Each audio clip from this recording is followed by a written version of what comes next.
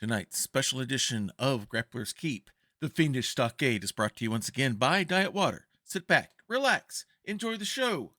And as we get ready for the big event, and big events are happening all over the place, a little madness here, a little madness there.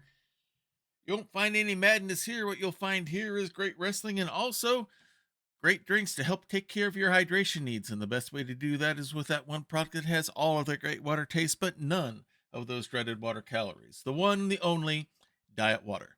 This product's only available in stores where it's sold. Good morning, good afternoon, good evening, wherever you are time zone wise on this island Earth. This is Kentucky Hawkeye, KY Hawkeye, your host here for Hawkeye's Old Time Gaming Emporium. It is Saturday night, which means it's time for Grappler's Keep, our WWE 2K25 universe, where a number of characters from all of your favorite tabletop RPG genres compete in a ring that we call the Dice Tray because it looks like one. Except it won't tonight because we are not inside Diet Water Arena as usual, because tonight we have one of our premium live events. This is called the Fiendish Stockade, and we are at the Mark in Moline, Illinois, my home stomping grounds growing up, for this massive premium live event. We have a number of great matches for you here. We have some interesting specialty or gimmick matches, as they call them, including two rivalries that are going to be settled in the Fiendish Stockade, our version of Hell in a Cell. Let me see if my repositioned Gracie cam is working. And there it is. You can barely see her there, hiding under the desk right now. She has decided that the best place in the world is using my feet as a pillow. So there she is. Oh, my knee keeps getting in the way, so I need to scooch over a little bit. Slide the microphone over. All right, there we go. Hopefully that'll work. We'll see if this works. If not, I may just take the Gracie cam out because she's not staying in the spot where she normally tends to be. So either way, we got a great number. As I said, a great number of matches here for you tonight. We got 14 in total instead of our usual number. So without any further ado, since we used all the ado making dinner last night, let's go ahead and get tonight's show started.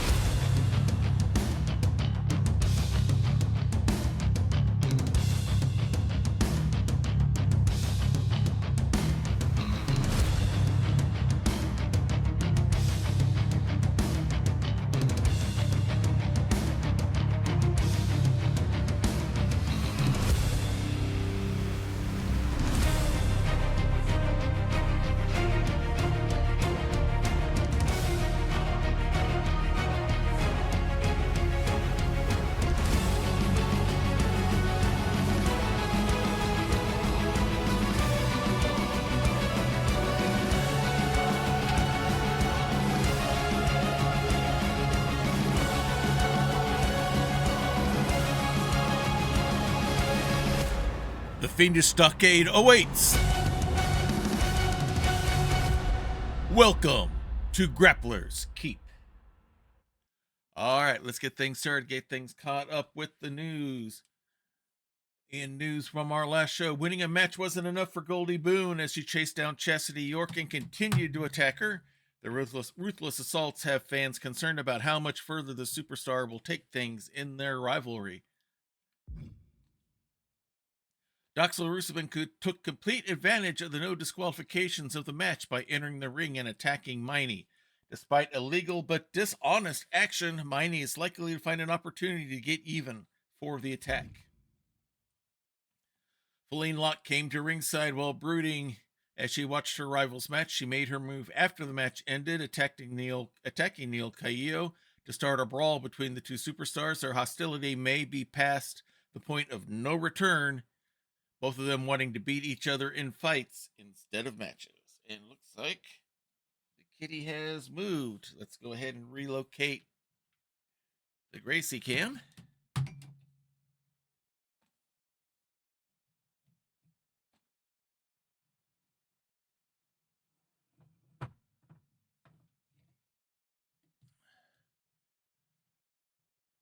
There we go.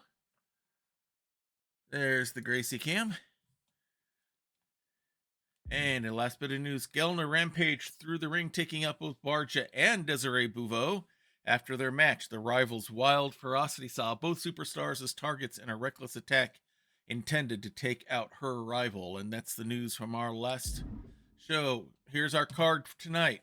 Starting off right away with a title match here. Cheryl Aranoma, our current women's Lady of Valor champion, will be defending against former champion and currently, according to the rivalry, according to the rankings, she is the number one contender for the belt. Our Kenku Rogue and former Lady of Valor champion herself, Warble.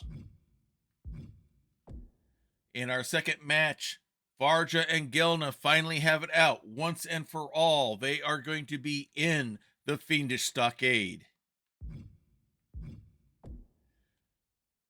In a no-holds-barred match, Doxel Rusabin and Miney will finish their differences out one way or another. And in tag team action, in singles action, we have Scandalon Obadias IV in singles action against Vin Blasteam. And the other half of the Paladins, Othniel will be taking on Novar Xanatrone. We have Jayla Fastshadow taking on one of the two Hag sisters, Crazy May Lardladle. We have Kimona along with her manager, Grandmaster Krellin, as the Lightning League will be facing off against Desiree Bouveau. And our other Fiendish Stockade match is going to be Feline Locke and Neil Caillo having it out once and for all, with the stipulation that this will be for the Hunter's Mark, for the ladies' Hunter's Mark. So, a lot on the line on this one. And in tag team action, we have for the tag team title, the Barbarians, Dolgrim and Balrig Bravestone, have earned that title shot, with Praxagor Thesmophoria managing at their side in a TLC tag match against the current men's champion. Why is Laura Odubta there as a manager? I don't know what happened there. He should not be there. Going up against our current men's Knights of the Realm tag team champions, the Back Alley Boys. And in the women's side, Queens of the Keep, it will be our tag team, cleric tag team going up against our post-apocalyptic team so we have Anarchy going up against Jilin and Brennelor for the Queens of the Keep tag team championship belts, with the Paladins at their side. We have Morduk going up against Checkmate in rare singles action for him. And we have it's going to be all out here. Chastity York and Goldie Boone will finally have it out once and for all. And now Goldie has her manager, Wandering Silence, at her side. And Chastity York will have Charity, her cousin and tag team partner, at her side as well. The men's Hunter's Mark will be defended as Laura O'Dowda will be defending it against Kilran Sparkshard. And in our main event, Rufus Combs will have his first real defense of the Master Melee Men's Championship, as he will be going up against current highest ranked male singles competitor Callius Lucidus has earned that nod. So let's go ahead and head out to the Mark in Moline, Illinois, and get tonight's show, the Fiendish Stockade, started. This is starting it off for one of the championship belts. Warble has held the championship before. She had a good reign with it, earned it by cashing in the Hunter's Mark. Cheryl Aranoma defeated Desiree Bouveau to get the title at Dice Mania and has held the belt ever since, has done a pretty good job defending it against all comers. So this will be an interesting match, champion against former champion. Who will end up with the belt? We will soon find out. Let's head out to the mark.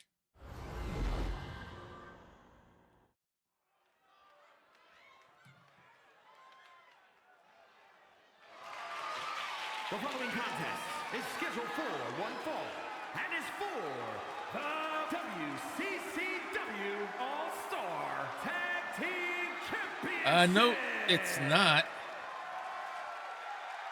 We have a glitch.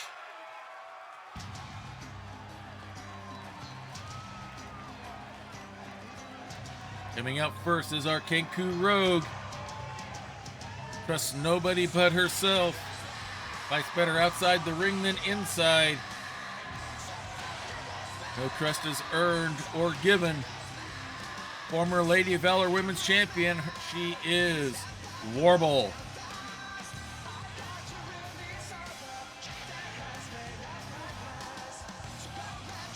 Had a good championship reign until she lost the belt to Desiree Bouveau at the Chamber, I believe it was at the Chamber of Horrors Premium Live event. And now she has the chance once again to get that belt back around her waist. But in order to do that, she must defeat the current Lady of Valor Women's Champion. She's here to have fun and kick butt, preferably at the same time. It is Cheryl Aronoma.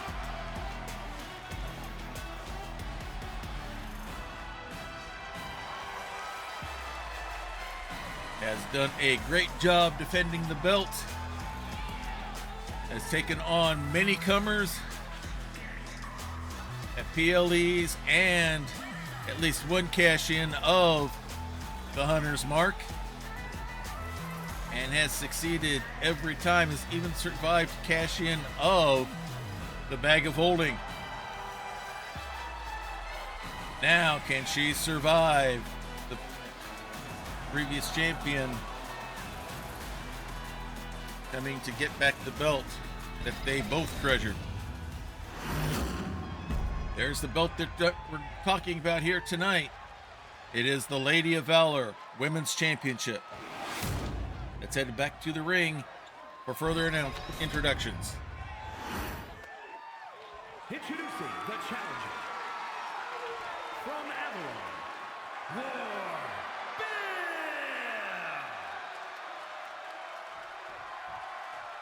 You can see she's got quite a fan base. From Avalon, the WCCW All-Star Tag Team Champion. It's still announcing her wrong. That's a glitch in the game. Hopefully that'll be fixed when we convert to 2K26, which I do not have a timetable for at this point.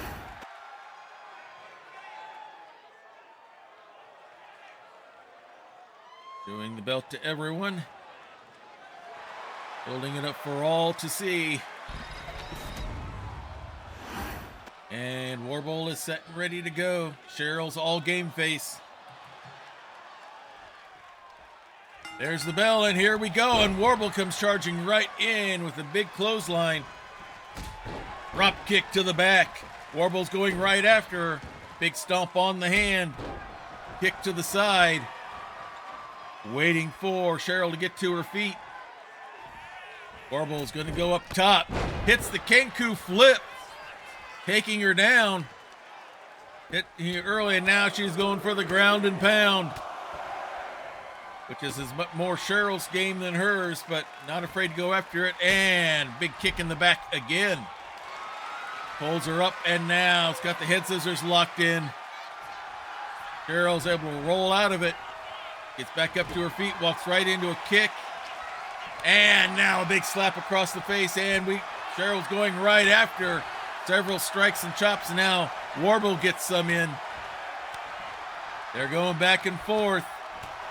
Now Warble getting multiples in. Cheryl going at it. Warble again. Another strike. Comes right back quickly. They're just slapping back and forth with each other here. They keep going and going. And now we got a hockey fight going. And looks like nobody came out on top on this one. Cheryl's able to take advantage. Rolls her up for an inside cradle, but not even a 1 count. Almost caught her by surprise. Now she's waiting for Warble to get to her feet. Goes right at her. Hard whip into the ropes. Picks her up and a sidewalk slam. Warble pulling herself up on the ring apron with the ropes. Cheryl waiting and runs right in with a big shoulder block. Goes up top rope and lands a massive elbow from the top rope down onto the mats outside the ring. We do not have our standard Eldritch Blast safety mats. The Mark has a different contract. They don't have that same contract that we do at Diet Water Arena. Is now Warble is taking it to Cheryl outside the ring as the count continues. Champion's advantage for Cheryl. She cannot lose the belt on a DQ or a count out. But Warble makes sure she gets her back inside quickly. Quick kick there, wraps her up, and hits the mocker out of nowhere. Hooks the leg. And Cheryl just barely kicks out. It almost looked like Warble had it there. Pulls Cheryl up to her feet. Quick kick again. Setting her up, pulls her up, going for a power bomb. Nope. Cheryl's pounding her way loose. And does so. Wraps her up. Has her up. Big slam there. Goes for the schoolgirl roll-up. And Warble kicks out. It's almost like a version of the Minos there as Cheryl's waiting for Warble to get to her feet. Pulls her up. And another slam. Schoolgirl roll-up again. And this time, I don't know if it was a 2 count or it was a rope break, one or the other. Cheryl waiting for her to get up. Big series of chops. Big kick. No. Warble blocks that one. Nice dragon screw reversal. Warble pulls her up to her feet. Big series of strikes there. Cheryl unable to block them. Has her backed in the corner. Warble takes her pose and is going to come rushing in. Big flying forearm shot. And now she goes to the corner. Pops up and massive double axe handle strike from the second rope. Waiting for Cheryl to get to her feet. Wraps her up. Has her up. Body slam in the middle of the ring. Pulls her up again. Picks her up. Sidewalk slam of her own. And now Cheryl's rolling to the ropes. Pulling herself up. Gets bounced in there by Warble. Pinball shots to the back, and now Cheryl comes back with an elbow of her own. Takes her to the ropes. Wraps her up. Bounces off the top rope into a massive suplex. Cheryl waits for her to get up. Goes right in there. Hard whip into the corner. Thank you, Krellin, for that subscription. You're here just in time. And now Warble's got her wrapped up and hits the mocker. Nails the DDT, goes for the pin. Will we see a championship change? We will! And Warble, to start us off here at the Fiendish Stockade, is our new Women's Lady of Valor champion. Our first 2-time champion of the Lady of Valor belt. A big victory for Warble.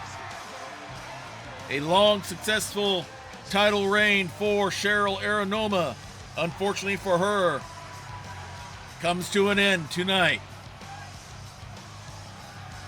And Warble once again holds the belt up proudly. And that's how we're going to start here at the Fiendish Stockade. And This is the match that many people have been waiting for. You knew it was coming. Varja, Gelna are going to face it off right now in the Fiendish Stockade. The way they've been going at each other for months now, this is the only real way these two are going to settle it. So, into the stockade they go. We'll see who comes out the final victor. That's head right back to the Mark in Moline, Illinois, for our next match here in the Fiendish Stockade Premium Live event. There you see the Fiendish Stockade hanging.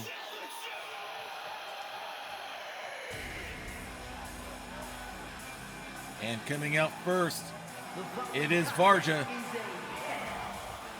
In a cell match, making her way to the ring from Mount Olympus, the Warrior Princess. It is Varja making her way down to the ring. Her distaste of Gelna and her glamour posing at the expense of focus and training, at least that's what she says anyway, led to the break. And now they will face it out one last time, at least for a while. Only not a regular match, not interfering with each other's. They will be both locked inside the Fiendish Stockade, where only one can come out the winner.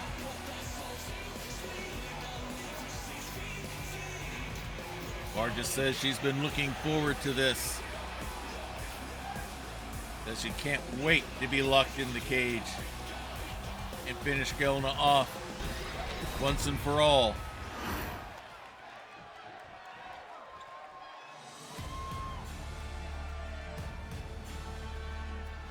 And her opponent from Asgard, the Viking, Gal. Here comes Gelna, her opponent, our complete Valkyrie shield maiden,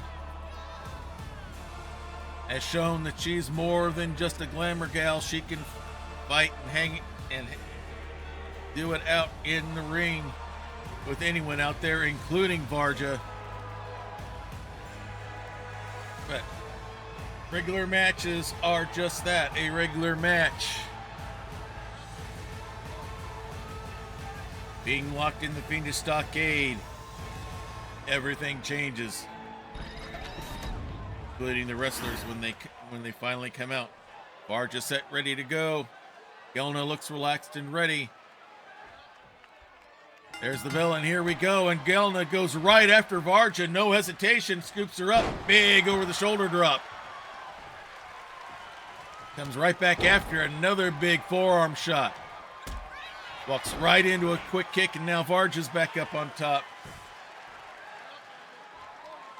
Crawling her way up on top, I think, mocking her a bit. And now, looks like it's headbutts as she's got her down. Flips her over. Flips her back. Grabs the leg. Stump pull her the right way and the wrong way. Pulls her up. Has the head scissors locked in. Both have strong legs, squeezing them tight. Gelna rolls herself free. Goes right after her. Hard whip into the ropes and follows her in for a clothesline, but misses. But now gets her as Varja comes off the backside. And now the neck crank going by Gelna, showing that she's got some strength here as well. Cranking on that neck, now slamming her down. Big stomp. Leaps up. Big knee drop. Now deadlift on the shoulders. Looks like she's running for a big power slam. There it is. Hooks the leg. But only a 1 count. Plenty of shock, but not quite enough awe. Leaps up. Another knee drop. Pulls her up. Has her by the neck again. cranking on it, trying to slow Varja down, cut down that airflow. And another big stomp after she slams her down, waits for her to get up, pulls her up, slams the face right down. We're seeing some brutality out of Gelna, which we've not seen a whole lot of. Big double axe handle shot, flips her over. She's trying to get the quick victory here. But again, only a 1 count. Right now, most of the offense has been Gelna. Pulls her up to her feet, wraps her up, and now hard up and over the ropes. Goes outside the ring, not a lot of space to work with there. Pulls her up to her feet, and walks right into a jawbreaker from Varja. Big, nasty European uppercut. No countouts here in this one. Hard slam into the chain link fencing. And throws her down onto the floor. Walking her way around.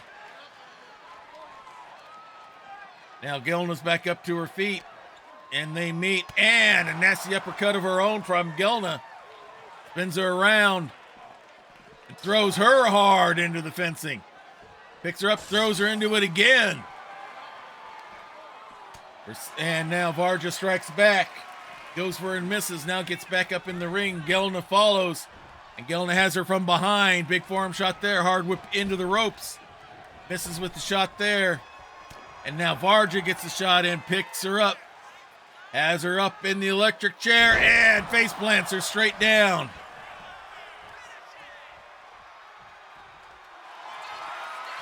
Grabs the legs.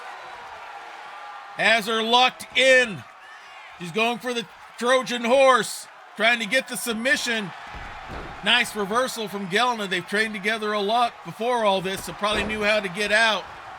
It walks right into a big elbow from Varja, who now goes up top rope. Gets herself up to her feet. Varja leaps.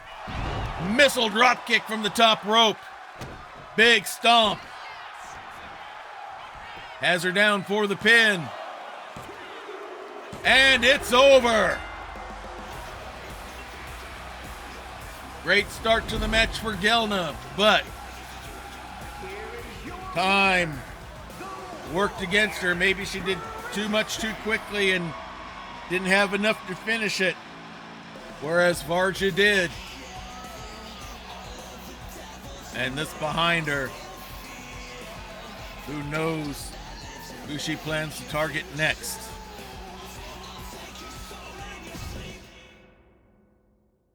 And now we have some men's action here as Doxel Rusabin and Moline will be finishing off their rivalry here in a no-holds-barred match. Anything goes. Moline, one of the 3 kobolds with the trench coat, has been going pretty hard against Doxel Rusabin here, and he's been probably trained by Meanie on all the things to do in a match such as this. Doxel, our Blood Hunter, is probably prepared and ready, but we'll see what happens when they get inside the ring. Let's head right back to the Fiendish Stockade.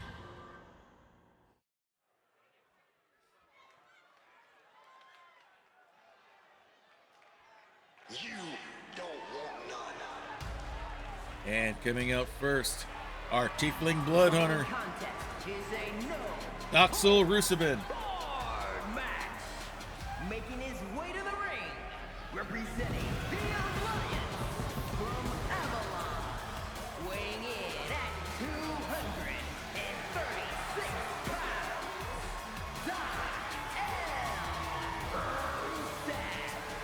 All right, Doxel Rusabin making his way to the ring, part of Team Chemo, tag team partner with his lifelong friend Ben Mustaine. Excellent solo wrestler as well.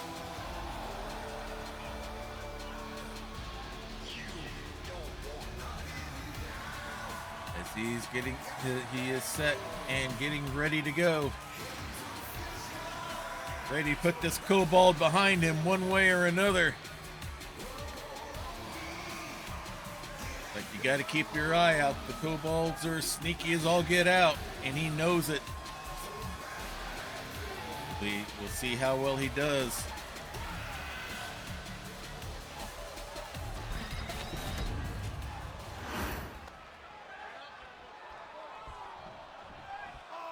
Staying loose. The other two kobolds and Mo are still on a publicity tour for Grappler's Keep, so Miney is here by himself. Maybe that's why he's been so cranky with Doxel.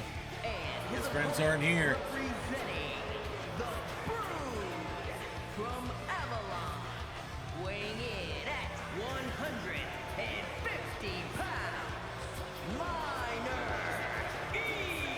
All right, making his way down. He, along with his friend buddies, Eenie and Meanie, are trying to conquer the world for their manager, Mo, the man in the trench coat. About a month ago, Miney was that far away from winning the Master Melee Championship belt, as Jarduk Munka had cashed in the bag of holding, turning it into a three-way match, a triple threat match.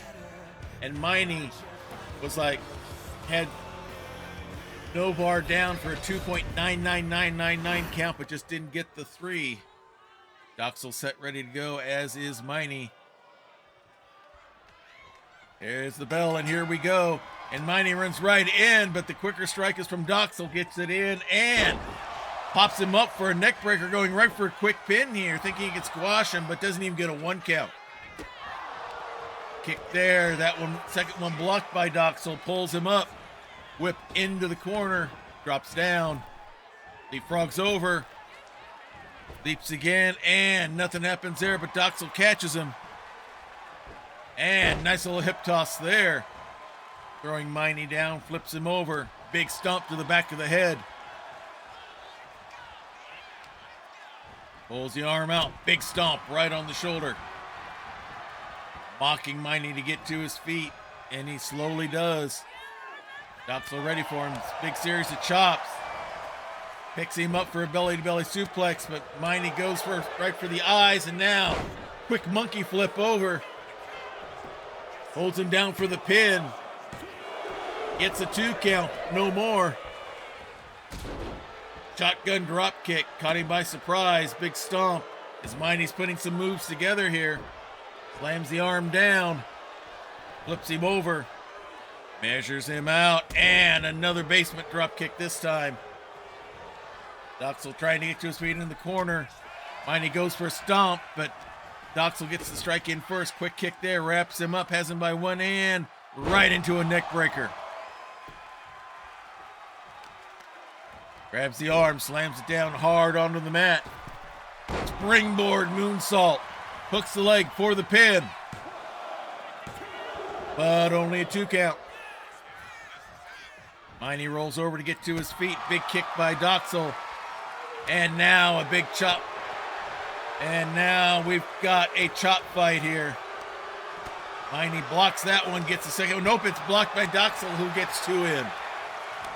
Miney fighting back. I don't know if this is the kind of fight he wants to get into. But he's holding his own and more. As Doxel almost backed up to the ropes. As they're exchanging strikes.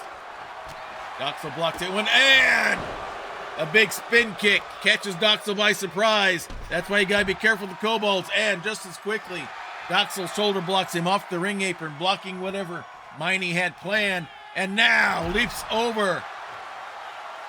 Kind of like a leaping senton, landing on Miney, who now pops back up. Doxel dives for him, but Miney was already back inside the ring. Waiting for Doxel, has him by the arm. Nasty Russian leg sweep there. Leaps over and miscalculates.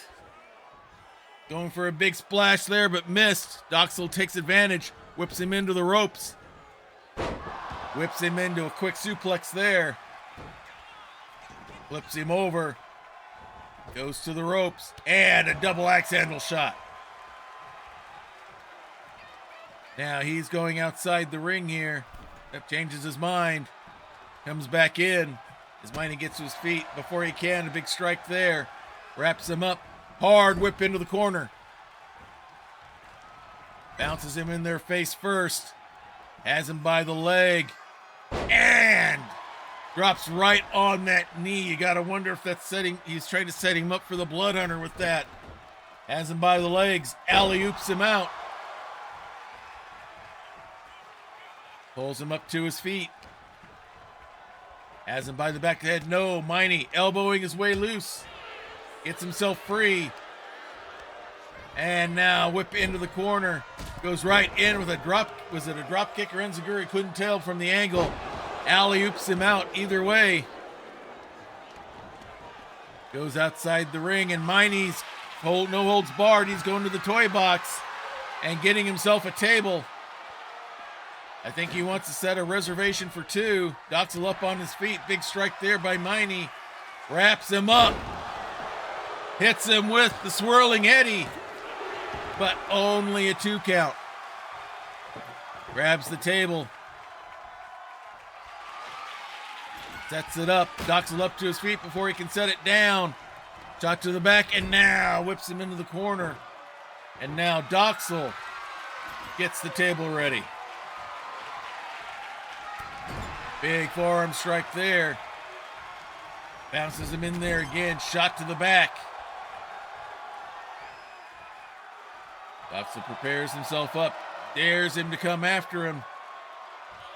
Runs right in, but walks right into a mule kick. Gets thrown in the turnbuckle himself. Has him and a nasty DDT. Using the ropes for power. Miney's going to the toy box again, and he's got a shovel. Nails Doxel with it. Flips it around. Hits him again on the leg. Strikes again, nope. Doxel knocks it out of the way, swing and a miss. Pull down slam by Miney. He's going to set up the table again, it looks like. Measures Doxel, big elbow drop. Pulls him up to his feet, wraps him up. Hard whip into the table. Scoops him up, and Hurricanrana right into the table. I don't know if he can recover from that. Goes for the pin. But only a 2 count.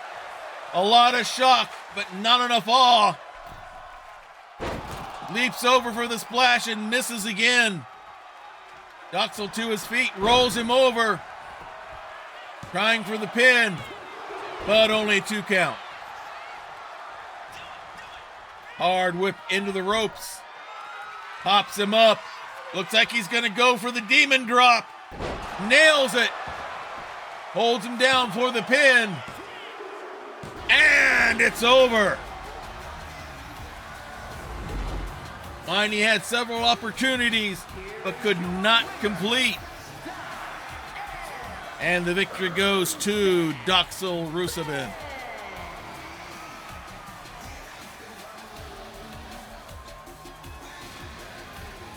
Big victory for the Blood Hunter here tonight and for Team Chemo.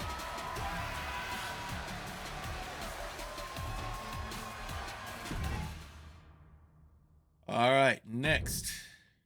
Ben Blastine has been doing fairly well as of late. And tonight he is reunited with his muse and manager, Aura, as he is going to be facing an interesting opponent here. It is Gandalon Obadias IV out of the Paladins. Normally he's in tag team action with Othniel, but instead he's going to do some singles action here.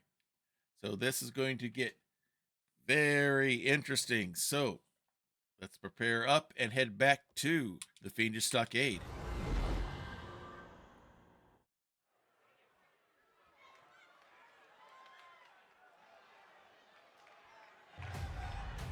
And starting up first,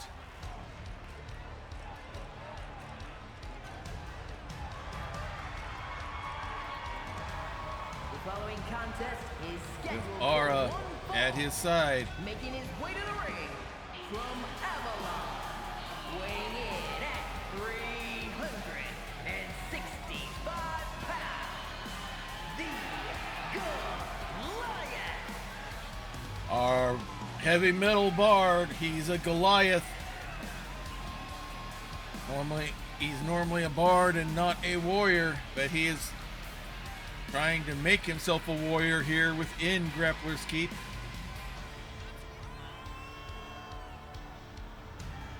To be honest, has had mixed success here. Season started out pretty good. He's hit a low stretch lately, trying to get things going back, and he hopes to do that here tonight against Scandalon Obadias IV.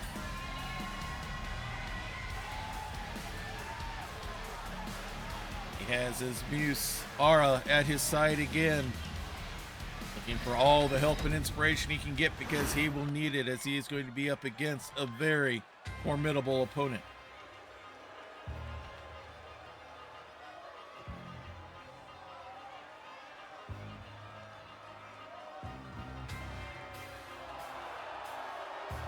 And here they are, the Disciples. And his opponent, representing the Disciples from Camelot, weighing in at 228 pounds, Gentleman Knight. Scandalon Obadias IV, the man in blue and silver, make his way to the ring along with his tag team partner Othniel and their newest disciples, Brenalor and Jalen, the tag team known as Divine Smite. They have formed an alliance between the four, Divine Smite saying they needed to be stronger and more focused, and the Paladins have been training them to do so. That's why we've not seen much of them. They've been doing a lot of training together, and we'll see some of the results of that probably here tonight. Then getting himself up, worked up to the rage point. Scandalon focused and serious. And here we go. Scandalon comes right in with a big boot. Before Vin can anything started, kick to the side, mocking him to get up. Kick to the head. Vin's up to his feet. Hard whip into the corner. And a massive suplex from Scandalon. Showing some massive strength there doing that. Stomp to the head. He goes up to the top. And a big elbow drop from the top. Vinal Paladin so far pulls Vin up to his knees. Into the ropes. Big running basement drop kick there. Vin rolls outside the ring. The others watch on. Walks right into a quick kick from Vin. But walks right into a big uppercut, a big stomp. Pulls him up to his feet. And now throws him right back inside the ring. Shows the count of 5, and now Scandalon comes in, and Vin's ready for him. Big series of strikes here, and a kick. Walloping forearm shot there to the back. Maybe Vin was just sandbagging, checking him out, pulls him up, bear hug, right into a belly-to-belly suplex. Nearly threw him out of the ring. Big strikes there. Pulls him up, has him by the leg, fisherman suplex. Drops it into a pinning maneuver, but only a 1 count. And now Vin's going for the ground and pound. Scandalon's a strong knight, but that's a lot of Goliath power. Big stomp to the head. He goes up, second rope.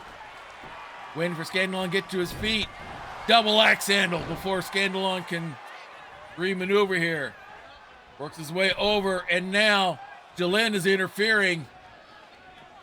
Vin giving her a talking to, giving Scandalon some time to recover, which is a mistake Vin should not have walked into. Massive gauntlet chop there. Big series of kicks there, lets out a war cry. Now pulls him out of the corner. Finn had momentum and just lost it to Scandalon, but only a 1 count. Flips, rolls him over, goes for a leg drop and misses. Nobody home. Finn back up to his feet. Wraps up Scandalon. Has him up on the shoulder. And that's going to be a long drop for Snake Eyes. Hooks the leg for the pin as Ara watches, but only a 2 count. Misses with that stomp. Wraps him up. Pulls him up on his shoulders. Alabama slam right into the turnbuckles. And now it's Othniel that has him distracted. Again, giving Scandalon time to recover. Finn's got to stay focused. Scandalon catches him from behind. Locks him in the submission hole, but he's so big he was able to reach the ropes from behind. And now Scandalon going to the ground and pound. Holds the arm down. Big stomp. Another stomp to the hand, and a third. Measures him out. Big knee drop. Rolls him over. Big stomp to the back of the head. There's that leaping drop again. This time it connects. Finn rolls himself outside the ring onto the ring apron. And a big shoulder from Scandalon knocks him out as Ara watches on in wonder what she can do to help her disciple. Scandalon's coming out after him. No short rest here. And now he's going to stomp on the other hand. Both hands he needs for the lullaby, the sleeper hold. Now goes after the legs. Stomping on both as the count continues. We're up to 4 now. Pulls him up to his feet. Throws it. Nope. Finn reverses it and throws him into the ring corner. Now picks him up. And a massive power slam outside the ring. As the count goes to 8. Finn goes back in. Scandalon gets in right before the 10. Scandalon gets with a kick there, wraps him up. He's going for the loot. And nails it. Hooks the leg for the pin. And only a 2 count. He thought he had it. Big stomp there. And now going for the arm bar. But Scandalon's able to reposition. And slowly punches his way loose. Scandalon runs right back in for the clothesline before Vin can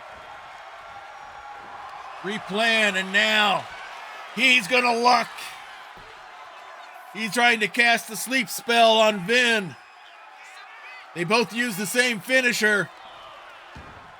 I think Scandalon just couldn't get his arms around to get the hold locked in. Grabs the leg.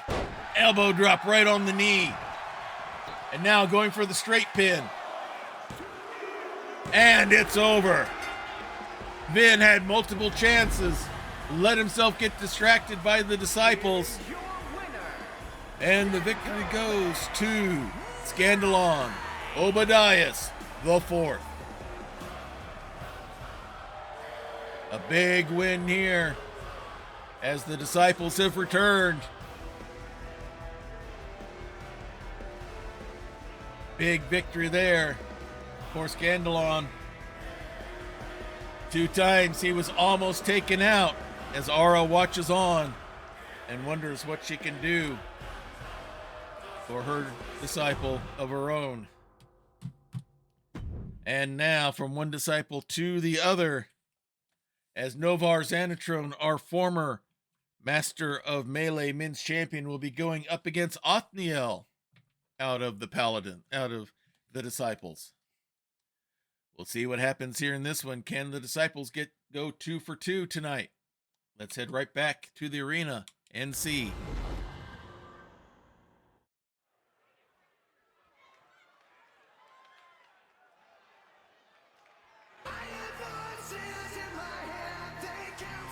Coming out first, Earth Genasi, Cleric of the Forge. Novar Xanatron. Representing the Alliance from Avalon, weighing in at 265 pounds, the unrelenting Blacksmith. Make his way to the ring, held that belt a good long time before losing it on a cash-in of the Hunter's Mark to Rufus Combs, who you will see in our main event later tonight. Now working his way back, he tried to get another title shot. Has not done well his last couple of matches. Gotta wonder if maybe losing the belt has had an effect on his focus and confidence.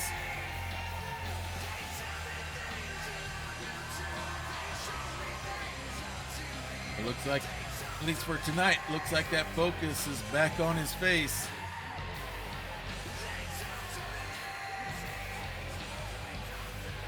See how he can do tonight against the Golden Knight of the Disciples, Othniel.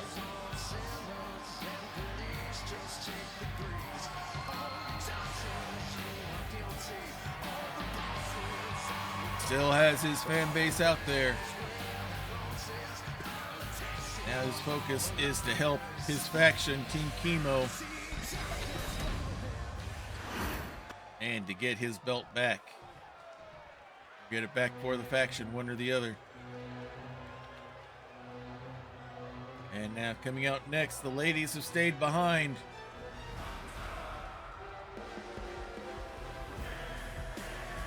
And this time, it'll be the man in black and gold, Othniel, Paladin of the True Light, here to help grant salvation through dedication to the ring, which they consider sacred and holy.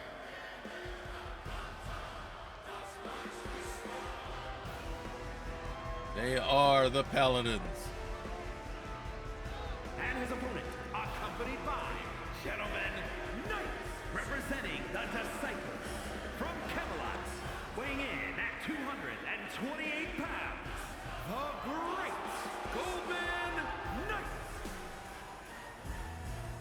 Othniel making his way down.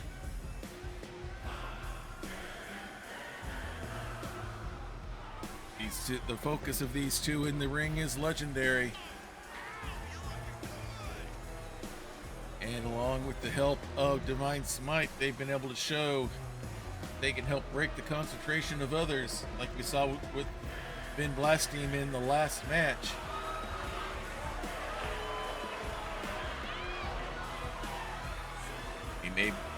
They are back from their intensive training session with Divine Smite, and now we'll see what improvements they've made, what they've done. The Oath of the Ring, I probably need to make that as a homebrew class. What do you think, Krellin? I like that, the Oath of the Ring. I mean, there's only, what, 2,000 different cleric subclasses? I mean, what's one more gonna do? All right, Novar looks like he's set and ready to go. Othniel finishes his prep.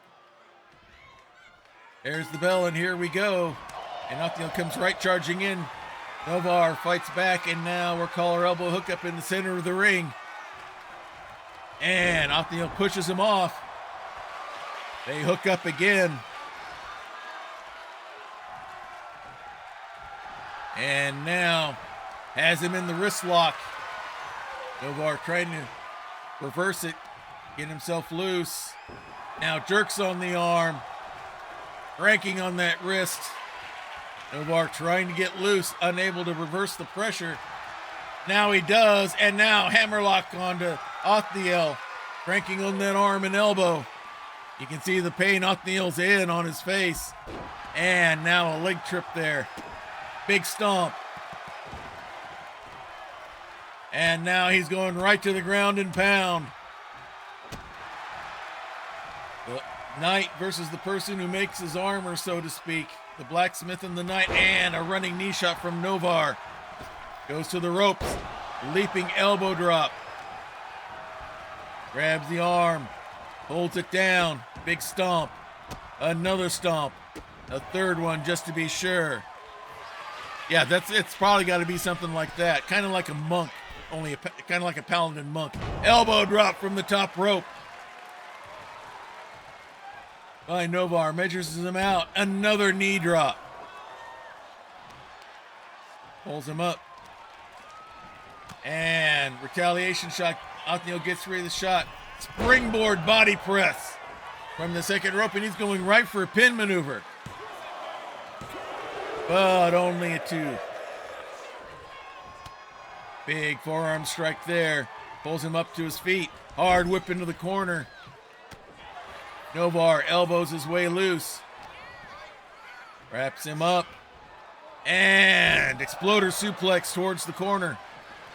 Othniel rolls outside the ring. Novar comes right after him. No short rest. Running chop block from behind. Scandalon watches. Scandalon kicks back. Picks him up and flips him over. Converts it into a power bomb. Calls it the halberd. Stretches the leg there. Stretches on the arm there as the count continues. Hard into the steps as the count continues to 7. Othniel goes inside. Count goes to 8. Is Novar going to respond to the count? I don't think he's going to get up in time. It's a count out. No. Othniel distracted the ref. Nope. Novar just misses getting in. Despite Othniel distracting. So we get a count out victory, which one of those kind of kissing your sister kind of things, but that's a victory nonetheless for Othniel and the disciples.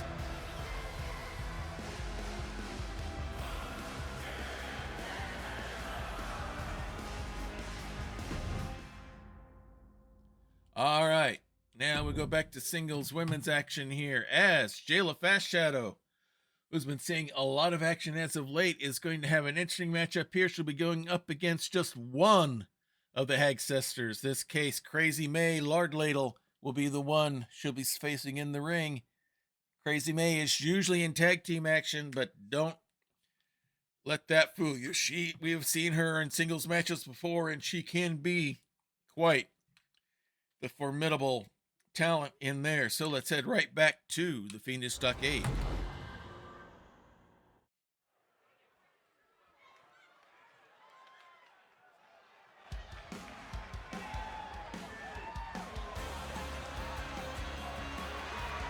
The following contest is scheduled for one fall. Making her way to the ring from Avalon, Jay Lance Flash Shane. Jayla Fast Shadow, our halfling druid. Solemn and devout to the land, just do not make her mad or insult the natural world, as you will have quite the task on your hands with her. Her opponent's quite the antithesis, with her going up against one of the hags. Different spectrums, that's for sure. We'll see how she does tonight against a very, for her, oversized opponent.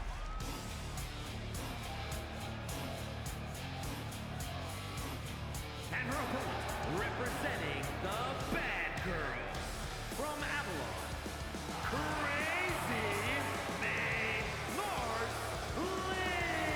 Lady. All right, Crazy May Lardladle making her way out. Her big sister, Devious Dora, is not here. She'll be here by herself, but she has shown to be able to handle herself alone inside the ring.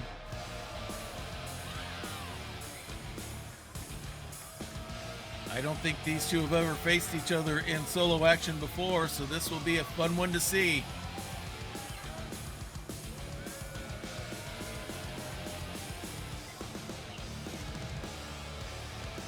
Her way through the ring, has herself set. Looks like she's ready to go. Getting herself psyched up.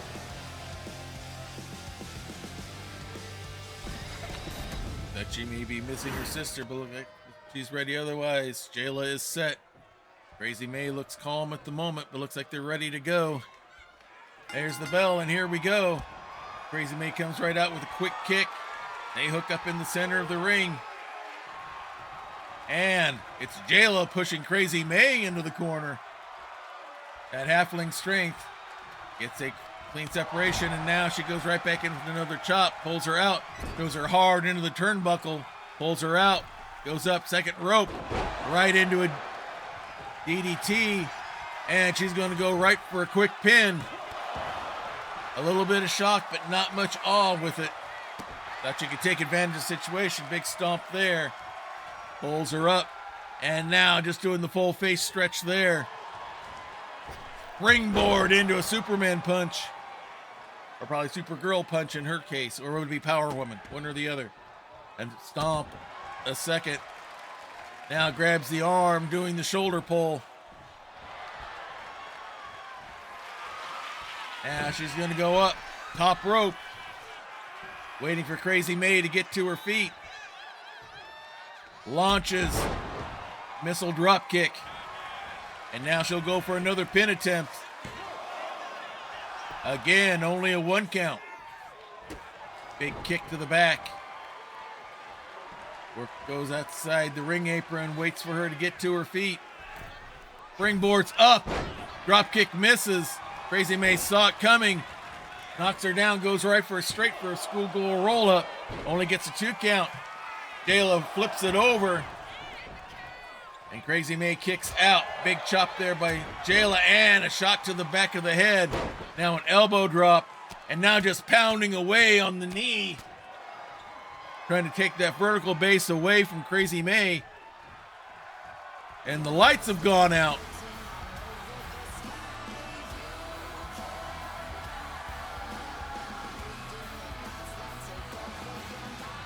What is this? Some interference here, and Crazy May takes advantage of it. We heard the music.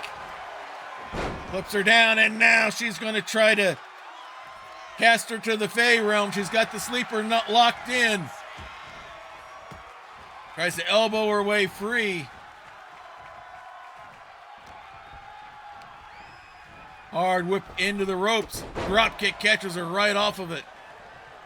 Just as Crazy May started getting some momentum, she loses again. Now Jayla is just showing off at this point, holding her down by the chin with her foot. Pulls her up to her feet. Quick kick, note. Crazy May blocks that. Gets her with her own knee. Another quick kick. Scoops her up. And now just slams her in the turnbuckle and throws her back to the center of the ring. Waiting for Jayla to get to her feet. Wraps her up. And now it's going to take her all the way across town and hard into the turnbuckle. Quick strike there, pulls her out. Head first into the turnbuckle. Shot to the knees, shot to the back. Has her by the leg, wraps it around, and drops right onto the back of the knee. That's got to be brutal. And now has her foot right on the chin and neck of Jayla. Has to break it before the 5 count because she was using the rope. They both roll outside the ring. Crazy May ready for her with a big stomp. Pulls her up to her feet. Throws her right back into the ring. And now is waiting for Jayla to get to her feet. Nope, she's going to come right in. Flips her over. Grabs the leg. Nice roll over there. Has her up. Nasty drop, almost like a Samoan drop there. That may have been the mushroom cloud.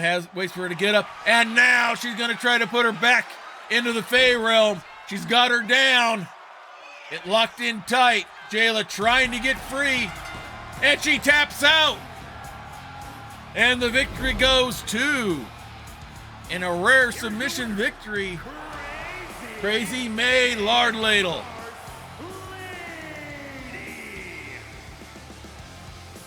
A big victory for Crazy May.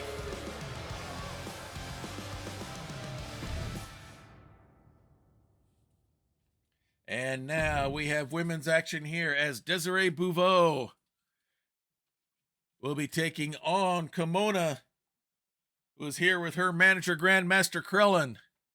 The Lightning League is back. They've been on a part promotional tour, part training, intensive training session. Krellin said that her training has not been where it should be, and he's been getting her back into what he feels is the shape that she should be in. So now the Lightning League is back as well, and they will be facing, first off, Desiree Bouveau.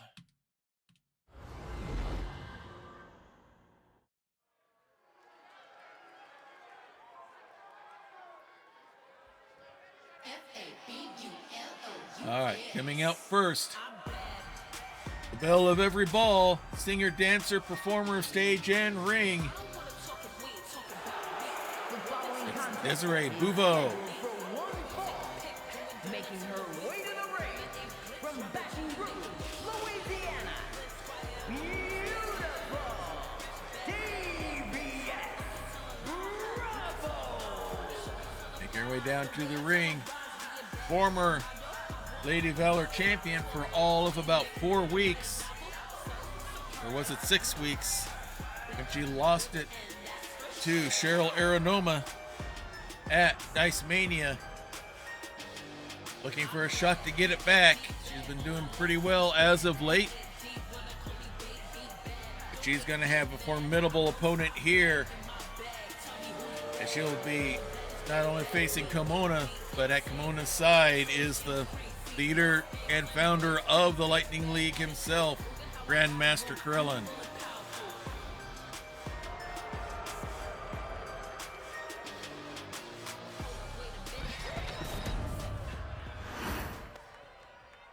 Ray staying loose, ready to go. And there's the theme music.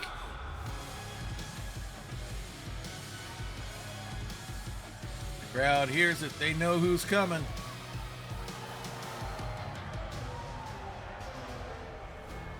They are Kimona, And her opponent, the green, accompanied by Krellin the white. They are the Lightning League.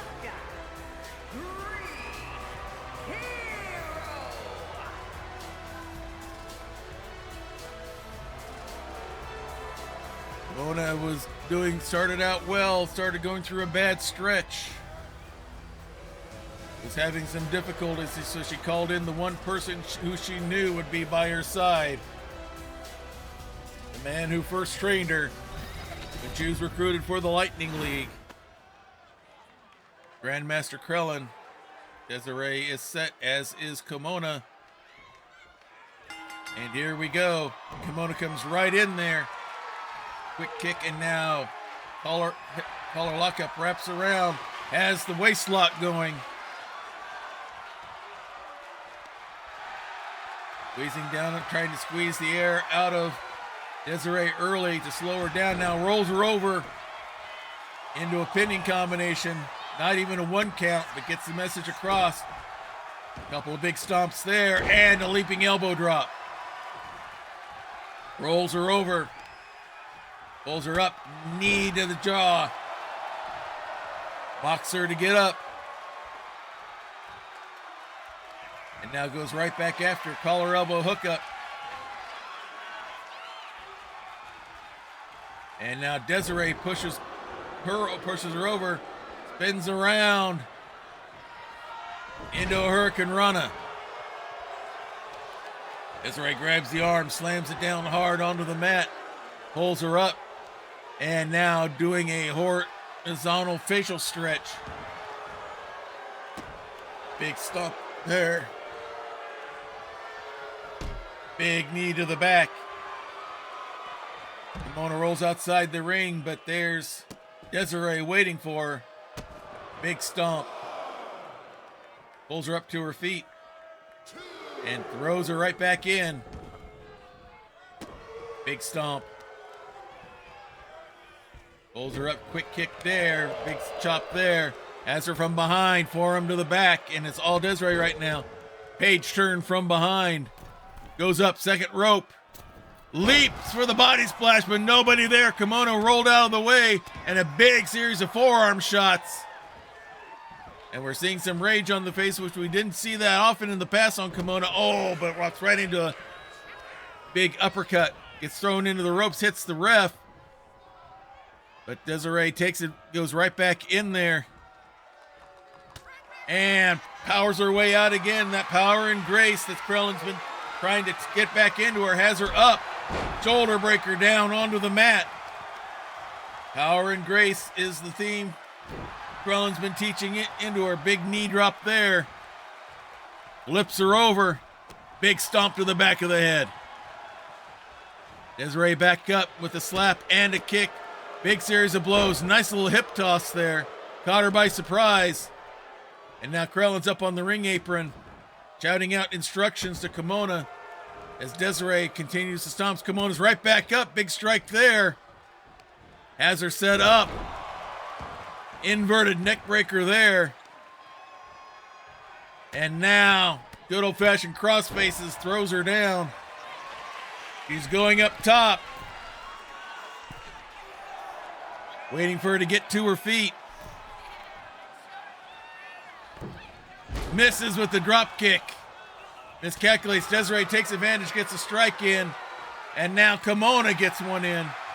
And the slap fight has begun. Desiree can slap with the best, but Kimona knows how to put a little martial art into it.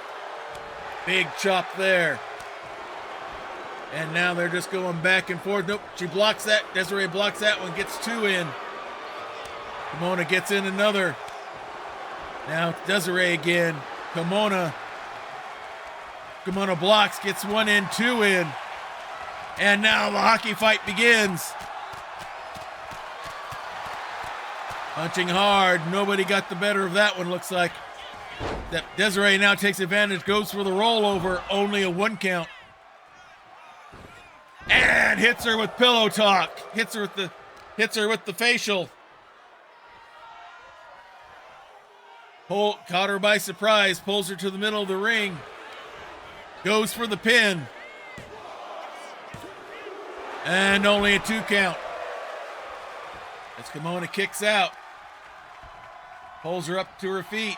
And hits the high heel. Goes for the pin again. And that is it for Kimona.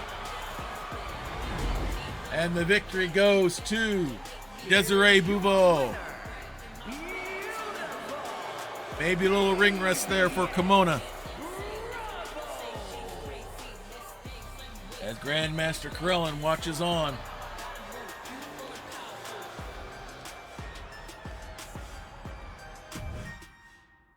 All right, now our other Fiendish Stockade match. Moline Locke has been after Nail Caillo since the last Premium Live event for reasons we don't know for sure.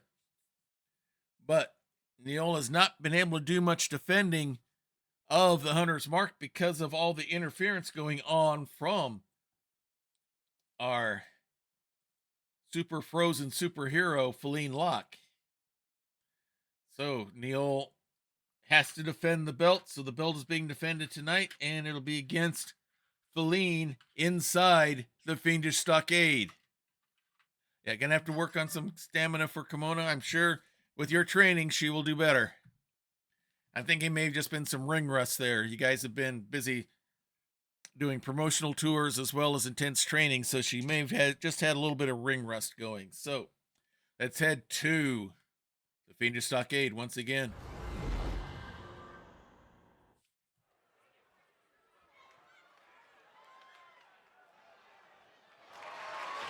The following is a Hell in a Cell match and is for the Women's Internet Fighting Championship. All right, the belt is on the line here. Coming out first, our Queen of the Frost Realm out of the superhero realm of RPG gaming.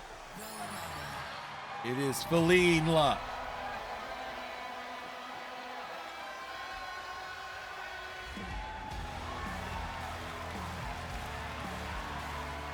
considered a superhero, but she's been acting kind of like a little bit villainous as of late.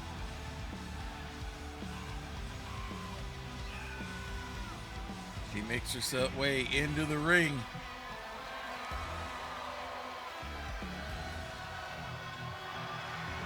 Massively competitive inside in the training areas as well as inside the ring. They've been going.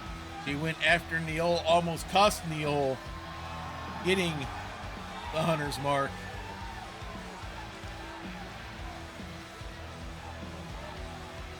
And now Feline is going to try to do what she can to take that belt away from Neol. And this is only really her second defense of the belt because of all the interference going on with Feline Locke.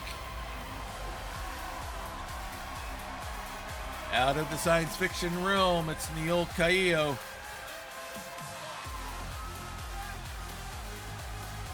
From Ganymede, one of the moons of Jupiter, has no eyes but senses and sees everything around her with psionics.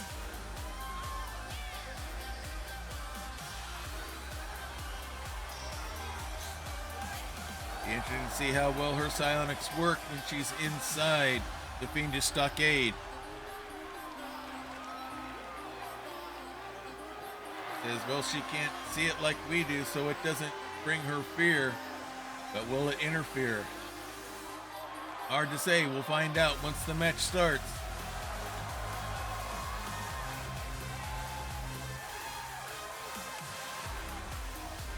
Neol's looking confident. She's ready to defend her belt and move on from whatever Feline has been up to. And this is the belt that's being defended in this match. This is the Women's Hunter's Mark. Head back to the ring. Introducing the challenger. From Russia, Frost the Queen.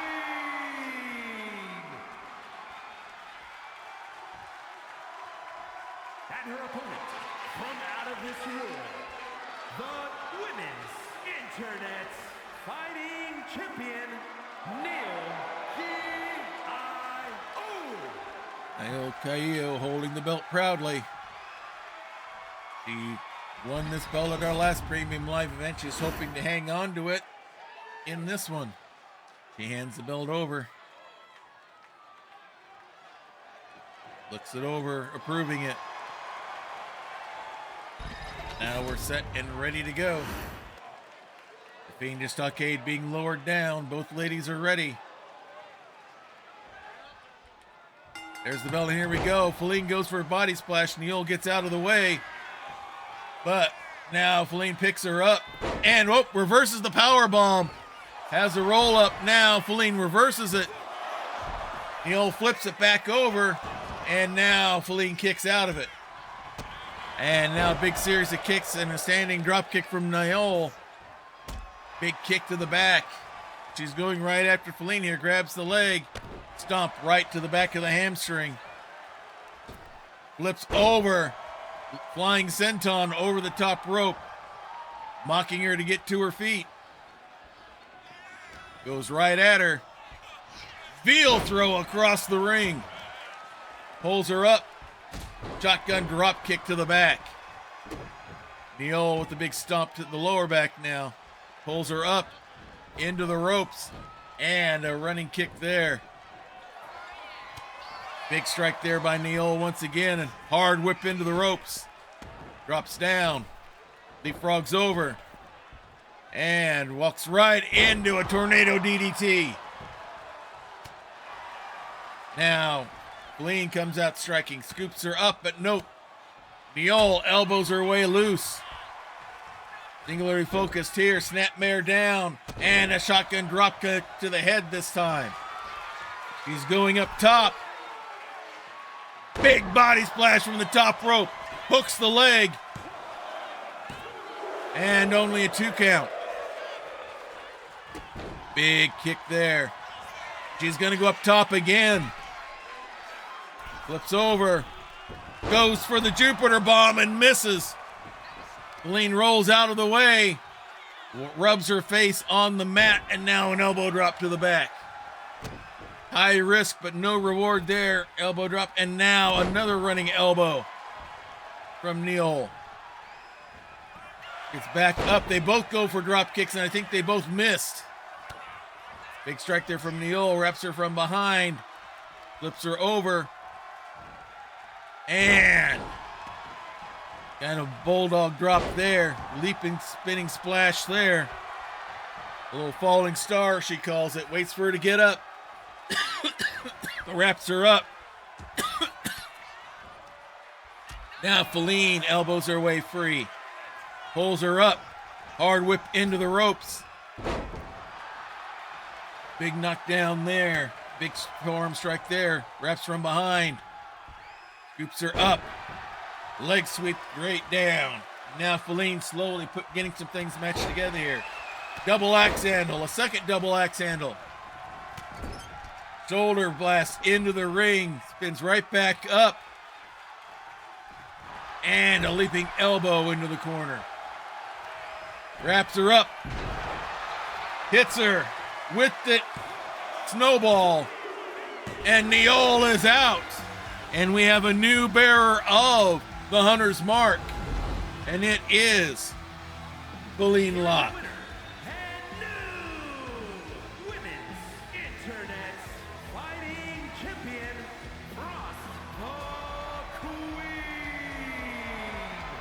Oh, we've had 2 title matches, 2 title changes. Is this a trend of things to come? Let's continue on and see, as now we have the men's Knights of the Realm tag team matchup here. Again, I don't know why it has Lore O'Dowta out of the triangle here with the Back Alley Boys, but they are our defending men's tag team champions. And combating them here this week because of their massive defeat of this same tag team. Last time we were on, they earned a title shot with Praxagor Thesmophoria, their manager, at their side. She is their manager. Sometimes it seems like the Blackstone brothers are more her thralls than wrestlers at times, but either way, it has been leading them to success, and they will be going once again for the Knights of the Realm Tag Team Championship here tonight in a table, ladders, and chairs tag match. Let's get right back to the Fiendish Stockade.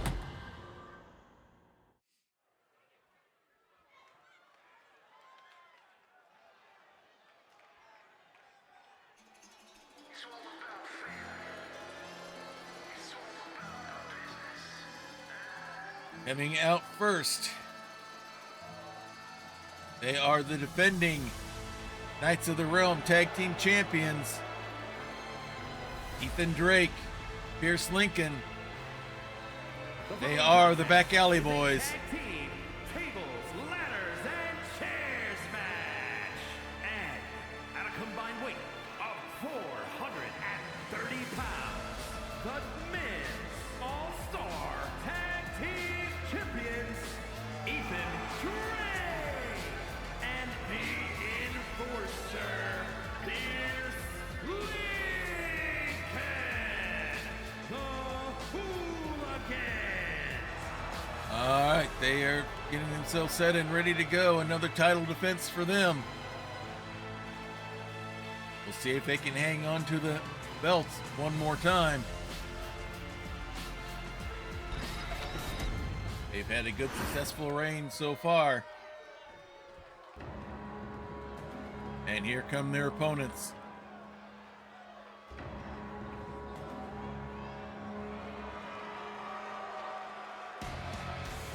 Praxagor Thesmophoria right behind them. You see the renewed focus and vision on their faces. Paulrig and Dolrig Bravestone. They are the Barbarians. 116 pounds.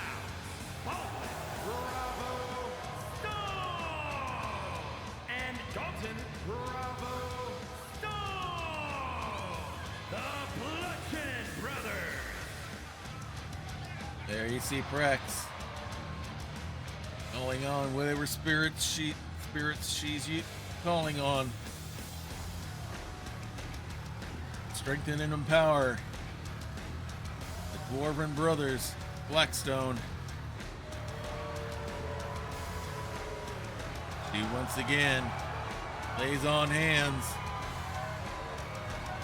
That death stare that she has passed on to both Gravestone brothers as they are ready once again to try to win the championship belts. This will be tornado tag rules. They will all four will be in the ring at the same time. The object is to get the case hanging above the ring. They go right in. Battling back and forth. Ethan's going after Ballrig, and Dolgrim taking care of Pierce. Ethan slides out of the ring. Ballrig chases after him. Pierce is down. Dolgrim's looking for something in the toy box. It's now Ballrig is all over Ethan. Dolgrim has a chair, puts it down. He goes right after Pierce. And right now, the Gravestone brothers are controlling things in the ring. And now Pierce is fighting back against Dolgrim. Monkey flips him over. Ballrig comes outside the ring. And he's going for the ladder. He's not wasting any time. Throws it inside as the other two focus on Dolgrim, and now Ballrig's back in. Ethan comes after him. Pierce is celebrating outside the ring. Walks right into Ethan. Superman punch misses badly, and Ballrig takes advantage of it and is beating on Ethan as Dolgrim and Ethan fight outside. Pierce goes down. Stomping all over him. Big leg drop onto the arm of Ethan Drake. Pierce fighting back against Dolgrim. Kind of a modified suplex there. And now Pearson comes. Oh! Dolgrim went for the leg drop and missed. Ethan got out of the way. Pierce misses on the elbow drop on Pierce. Ethan goes after the ladder. Ballrig comes after him and gets thrown into the ladder a bit. And now the back alley boys are starting to take control inside the ring. Prax is trying to get them up and going. Dolgrim's back inside. He comes back after Pierce once again. Ethan clobbers Dolgrim, and now Dolgrim comes after Ethan. Has him up on the shoulder. Hits him with the slam. Now a stomp to the back. Ethan gets back up and gets the big clothesline. Looks like that ladder's being bumped around all over and it's not going to get used. Ballrig, coached by Prax, comes right back in, comes after Pierce. Only get picked up and slammed. Dolgrim gets the table set up, throws Ethan back inside the ring.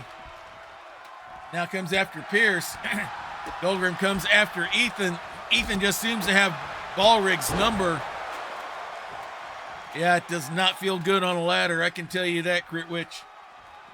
And welcome in. Ethan thrown back into the ring. Dolgrim goes after him, and now he's all over Ethan, hooks him up. Big little bomb there, and now he goes outside the ring. And he's going back after the ladder, it looks like. Yeah, he's got it. But gets tomahawked from outside the ring by Ethan. Dolgrim is down. Both of them are down. Pierce is going to the toy box, pulls out a ladder of his own. I guess the other one isn't good enough. Ethan goes after Ballrig again, picks him up, and drops him. Pierce has the ladder up in the center of the ring. Dolgrim's there with him. Pierce is trying to climb. War cry from Dolgrim, and he's just going to easily push this ladder over, and Pierce falls down. Ballrig is down. Ethan's stalking all over him. Dolgrim waiting for Pierce, picks him up. Hits him with the Dwarven kick. And now he's going to set up the ladder as Pierce gets up. Dolgrim and Pierce at it again. Nice little hip toss right into a knee, and down goes Pierce out like a light. Dolgrim now climbing the ladder to get the case that contains the belts. Swinging after it. Almost has a hold of it. And now here comes Pierce pulling him off. Ballrig now going after Ethan with the chair. Dolgrim is down and now Pierce is climbing. Ballrig sees what's happening. And now he's coming after Pierce. And the mighty dwarf pushes the ladder completely down. Everyone's back in the ring. Ethan with the quick kick on Dolgrim. Nasty moonsault there. Dolgrim comes back in the ring. Ethan swings at him. Hits him from behind. With the gutter snipe. Both dwarf barbarians are down. Ethan's back in the ring. Pierce has another ladder as Dolgrim takes out Ethan. Ballrig sets up a ladder. Pierce's chair, but he doesn't get to use it. Ethan's down. And now Pierce gets bombed out. Kendo stick for Dolgrim breaks it on Ethan. Ballrig goes up second rope and a big splash onto Pierce Lincoln. Picks up the chair and now uses the chair on Pierce. Dolgrim coming back into the ring having taken care of Ethan. Dolgrim takes care of Pierce. Now Ballrig goes outside. He's going to go after Ethan. Dolgrim is now all over Pierce. Big flurry of kicks there. Ethan comes back into the ring. And Dolgrim comes after him too. Goes up, second rope. Knee drop right onto Pierce. Ballrig has the ladder. Setting it up in the corner instead of the center of the ring. Pierce knocks the chair away. Ballrig has Ethan up. Gonna hit him with the longboat, and he does. Pierce has Dolgrim down. Has him trapped and pounding. Everyone's just pounding on each other. And now Pierce is going after the ladder. Now it's the longboat for Ethan. Dolgrim gets up. The chairs are in the corners. The ladders are in the corners instead of the center of the ring. Now Dolgrim picks up the chair, puts it down, changes his mind. Just goes right after Pierce again. Ballgrim comes back into the ring, picks up the chair. Now Dolgrim picks up a ladder, again puts it in the corner. I'm not sure what the strategy is here at this point for the Barbarians. Ethan's back in going after Dolgrim. And now Ballrig is going to set up the chair in the middle of the ring. Goes after Pierce with a stomp. Dolgrim's outside him. He's going to climb the ladder. Dolgrim's got Pierce occupied. Ethan's just standing there watching. Ballrig has the case in one hand. Dolgrim gets power bombed. Ethan's just watching. The ladder pushed away, but not in time. Ballrig has the case.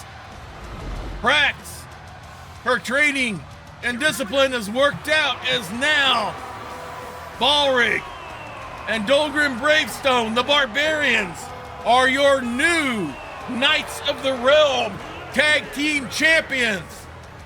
Prax has new titles under her fold on her resume. And this time it's the Men's Championship.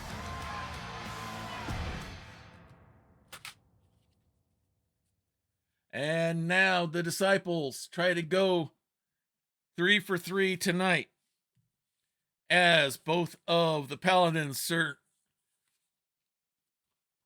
Scandalon, Obadias IV, and Othniel had victories in their matches.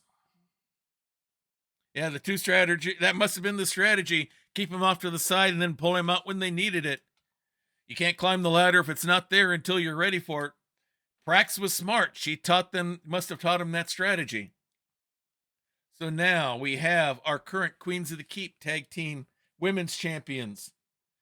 Anarchy, the team of Spectre and Wicked, will be defending against Divine Smite, the team of Jalen and Brennelor are half-elf clerics. Can they wrest the belt away from the two escapees from the wastelands of the apocalypse? Let's head back to the Fiendish Stockade and find out. This should be an interesting matchup there. They've got the Paladins at their side for backup, and Anarchy just has themselves. Let's see if that's the strategy that worked for the guys, works for the gals, for the disciples.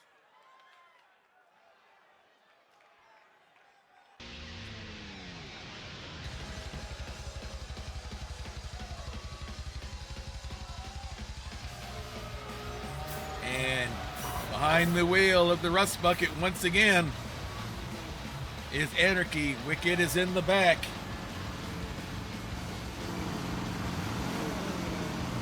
They are your Queens of the Keep champions. They are Anarchy.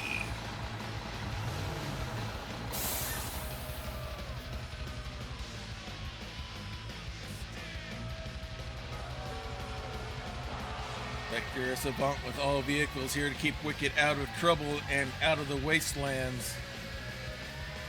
However, the only problem is with Wicked when she's not finding trouble, trouble always seems to find her. It seems she likes trouble.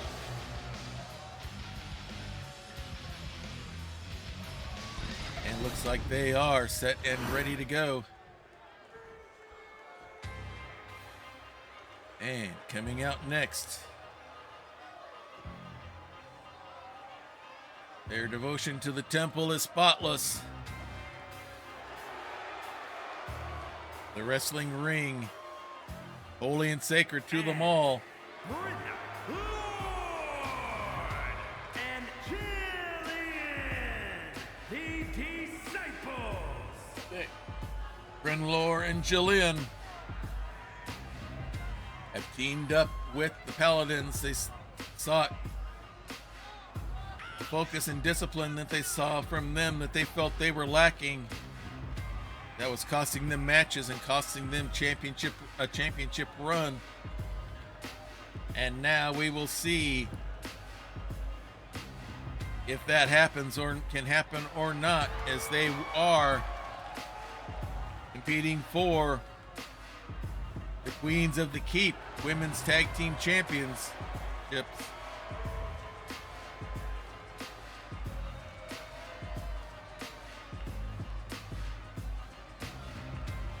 See if all the training and focus and discipline has paid off. This is the belt they are going for tonight, the Queens of the Keep.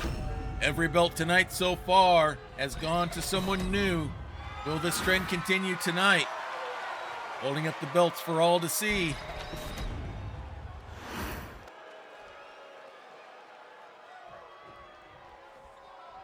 And looks like this is a tornado tag match, and they're going right after him.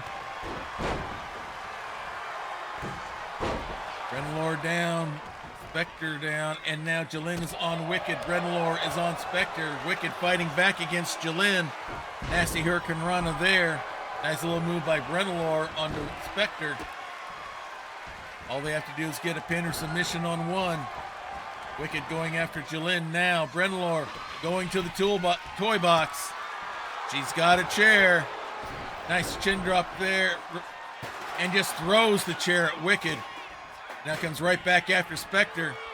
Wicked goes up with another Hurricane Run. A nasty little leg drop there from Brennelor. Wicked has the chair. Jillian has the table. Table wins. All right, that's right. This is a tables match. I forgot. This is a tables match. So all you got to do is throw someone through the table. And they're already getting some out here. Jillian not afraid, going right after Wicked. Rolls her over. Big kick there. She can kick Wicked busy. Brennelor can drop Spectre through the table. It doesn't break the table, though.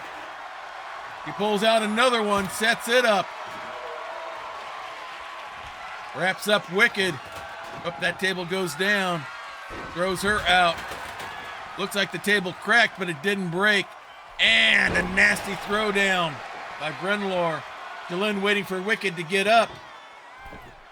And big body splash there. Brenlor sets up the table. Picks up Wicked. Big strike there, another strike, another, a third. Wicked gets her way free though. Throws her into the corner, puts her up top. And there's Jolene there ready to intervene. Throws her towards the corner. Wicked comes in now. I don't know if Jolene sees her or not. She doesn't. Now she does. Big uppercut there. Brenlor's back in. Big clothesline from Wicked. Wicked goes after Brenlor. Nice little reversal there by Spectre onto Jolene. Jolene fighting back. Brenlor fighting back against Wicked. Jolene has the chair. He's going to go after Spectre. Brenlor has Wicked trapped in the corner. He does the strikes, and Jolene is all over Wicked with the chair. Brenlor going up, moonsault, double moonsault, nails Wicked with the double blessing. Spectre's out, they pull Wicked up. Jolene pulls Wicked up, throws her towards the corner. Has her wrapped up, the chair goes down, and a nasty reverse slam there by Jolene. Spectre now getting up to her feet. Both of the clerics setting up tables. One gets knocked down, the other one is up. Swing and a miss by Brenlor there. Wicked's got a hold of Jolene. Nice hip toss by Spectre. Jolene gets herself loose from Wicked. Wraps her up, that table right there. Throws Wicked into it. Jolene has her set up. Nope, Wicked elbows her way free. Jolene goes after Brenlor and Spectre outside the ring. Wicked fighting her way back in against Jolene. And now has the submission hold hooked up into Spectre. She's pulling it up all the way into the Confessor, taking out the knee. Jolene all over Wicked right now. Spectre getting no help. Wicked goes down. Pulls her up. Another strike to Wicked, fighting back. And now throws Jolene towards the table. She's in a dangerous spot. Wicked has her. She's going to go for an exploder suplex and hits it. And Anarchy successfully defends and keeps the Queens of the Keep tag team belts. Divine Smite just couldn't get him in position. Jolene makes one mistake. Wicked takes advantage of it. And Anarchy are still your women's tag team champions. Now we're going to go back to singles action. Here's we're going to see some rare singles action from Checkmate out of the Cyberverse tag team Power and Glory, and he'll be going up against the super smart superhero Morduk. This will be an interesting matchup here. Morduk, the super smart superhero versus people out of the Cyberverse. We'll see which area of knowledge works best when we get inside the Fiendish Stockade.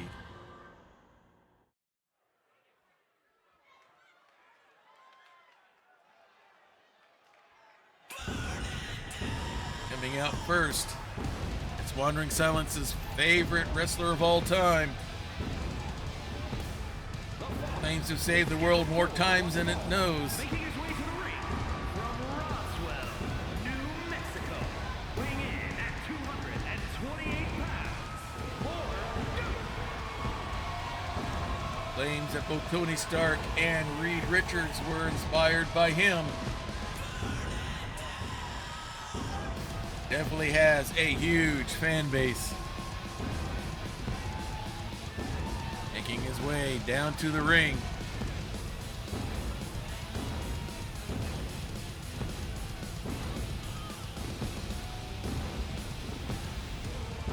Had a great run of it last season, is doing just as well this season.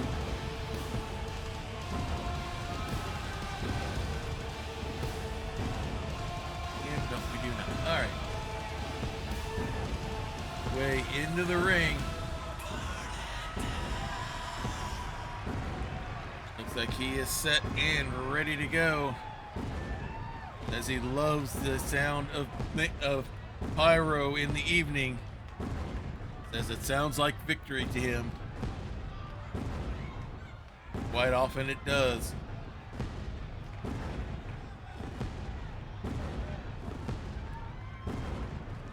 And looks like Morduk is set and ready to go.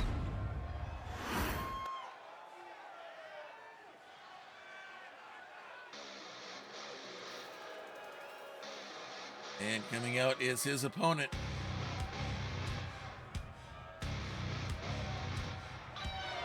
Out of the Cyberverse.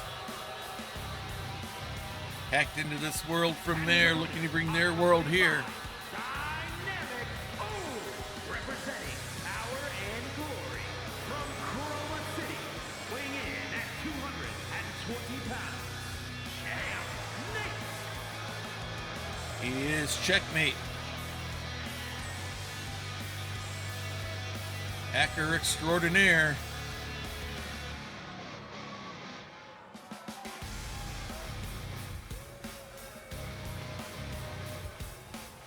Has himself ready to go. This will be an interesting matchup. Morduk looks loose and set. Checkmate's ready to go. Game face going. There's the bell, and here we go. Collar elbow hookup right in the center of the ring. Now Morduk has the waist lock going, trying to squeeze some of the air out of Checkmate, but uses his strength to get loose and reverses it. Now Morduk finds himself on the receiving end, trying to get loose. Checkmate's got a good grip on him. Rolls him over, going for the pin. May have felt himself losing it, but doesn't even get a 1 count. Nice rollover bridge by Morduk, but Checkmate reverses that. The bridge of his own right into a landslide. 1 count, it's all he can get. Morduk whipped hard into the corner. Gets hit by a running knee shot. Checkmate wraps the arm around the leg. Now stretching him all the way. Nope, he has to break because of the ropes. Morduk smartly got his leg there. Springboard splash, misses. He missed the arc there, giving Morduk an opportunity, a stomp and a knee to the back. Pulls him up. Several kicks to the head. Got some good height on that one. Pulls him up. Kick right to the back. Slams the arm down. He's already going up top. The Dynamo encouraging Checkmate on as he waits. And a nasty. Couldn't tell if that was a tomahawk or just a clothesline. Either way, it's only a 1 count. Some good shot, but not enough on. Walks right into a quick kick by Checkmate. Spins around, right into a DDT. Grabs him by the arm, holds it down, stomping on the hand. Another stomp, a third just to make sure. Rolls him over. Pulls him up, and a knee right to the back of the head. Pulls him up, and knee right to the jaw this time. A quick kick there gets him in the knee. Checkmate working his way around. Springboard body splash. He miscalculates again, giving Morduk opportunity, but he rolls out before Morduk can do anything. Morduk waits and quickly hits him with the clothesline as soon as he gets in. He leaps over, hits the rolling senton and goes right into the pin, but only a 1 count. Springboard moonsault. Grabs him by the legs. Stomp right on the solar plexus. Pulls Checkmate up to his feet. Quick kick there. Wraps him up. He's going for the superior slam. Doesn't hit it. Checkmate reverses it. Pulls him right into a lariat. Pulls him up to his feet. Wraps him up. He's going to go for the implant and hits it. Hooks the leg for the pin. But only a 2 count. He's going to go right for a straight pin, not even worry about it again, but this time only 1. Morduk back to his feet. They hook up. Wraps him up. Holds him up for a suplex. No, he floats over. Checkmate gets him from behind. Hard whip into the ropes. Drops down. Leapfrogs over. Power slam right by the ropes. Morduk goes out to regroup. Comes back in. Checkmate a little hesitant. Rolls him over. Only a 2 count. He almost had him by surprise. Now Checkmate going for the body press there, but only a 1 count. Morduk kicks him off. Gets a punch in and another one. Several strikes here. And ripcord right into the knee. Checkmate goes outside. Morduk waits inside the ring. Wipes the dust off his feet as he waits. Now he's going to come after him. No more short rest. Big forearm strike there. And now hard right into the ring apron. Pulls him up. Tries to take him over again, but now Checkmate works his way free. As the count goes to 4, Morduk fights his way out. Throws him down towards the other corner. As the count goes to 6. Now 7. Split leg knee drop. Now Morduk goes back inside. The count's at 8. I don't know if Checkmate's going to get up in time. It doesn't look like it. Checkmate has been checkmated by the super smart superhero, Morduk. We've had 2 countouts tonight. Very interesting.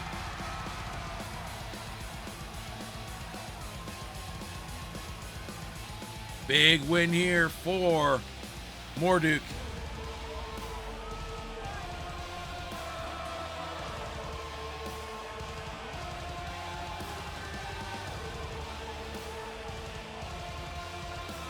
Outsmarted Checkmate, as he does a lot of his opponents. And now another rivalry match here. Chastity York interfered with Goldie Boone's match against Cheryl Aranoma, costing her the chance to win once again the Lady of Valor Women's Championship. They've been fighting with each other ever since. It's going to be wrapped up here tonight. 1-on-1. Chastity York has her cousin and tag team partner Charity Philpott in her corner, and Goldie has the one person in her corner that she knows she can trust, her manager, Wandering Silence. You may ask, how do you become a manager here in Grappler's Keep? Well, that's quite easy to do. All you have to do is be a subscriber here on Twitch. If you do a tier 1 subscription, you get to choose one wrestler or one tag team to be a manager of, such as Wandering Silence has done with Goldie Boone, Krellin has done with Kimona, and Prax has done with the Barbarians. If you go up to a tier 2 subscription, then you not only get to be a manager, you get to set up your own faction, a group of 4 to 5 men or women or both. So you can set up your own faction to go try to take control of the keep. If you go all the way up to tier 3, you don't become a manager. You can actually become a wrestler within the keep and try to earn a championship belt for yourself. So that's how you can become a manager here, which Wandering Silence has done. And he has chosen his favorite wrestler, Goldie Boone. So let us head back to the Fiendish Stockade so Steampunk versus Weird Wild West can settle their rivalry once and for all.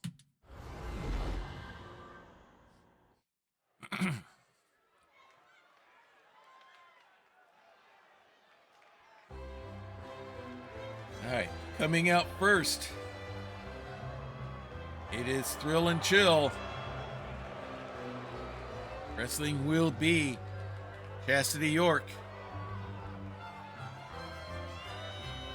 Can fix or repair anything, including a match. She's our steampunk entry from RPGs. One fall, making her way to the ring, accompanied by a demon hunter, representing the Thrill Seekers from Yorkshire, England, the Prodigy. Has herself set and ready to go. Along there with her cousin by her side. Formidable tag team partners, former champions. And Now she's going up against our first Lady of Valor Women's Champion out of the Weird Wild West, Goldie Boone. Representing the good guys from Carson City, Nevada, Goldie Boone. Making her way in the world after being pulled here out of the Weird Wild West to this world. Started off well, ran into troubles. Knew she needed help, so she hired the best manager she could find, and that was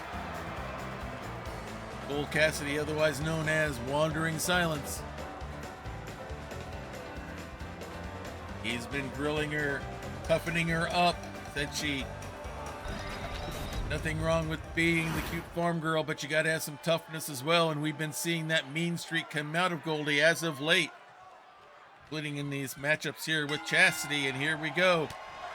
And Chastity gets the first strike in, brings her down, and she's going, locking the move in already. She's already going for the gearbox, has it locked in, trying to get an early submission. Now she breaks it, trying to take the legs out early on Goldie. Wandering Silence throwing out encouragements and giving her signals what to do. Wraps the leg. Chastity wraps that arm up, now pulling on the other one.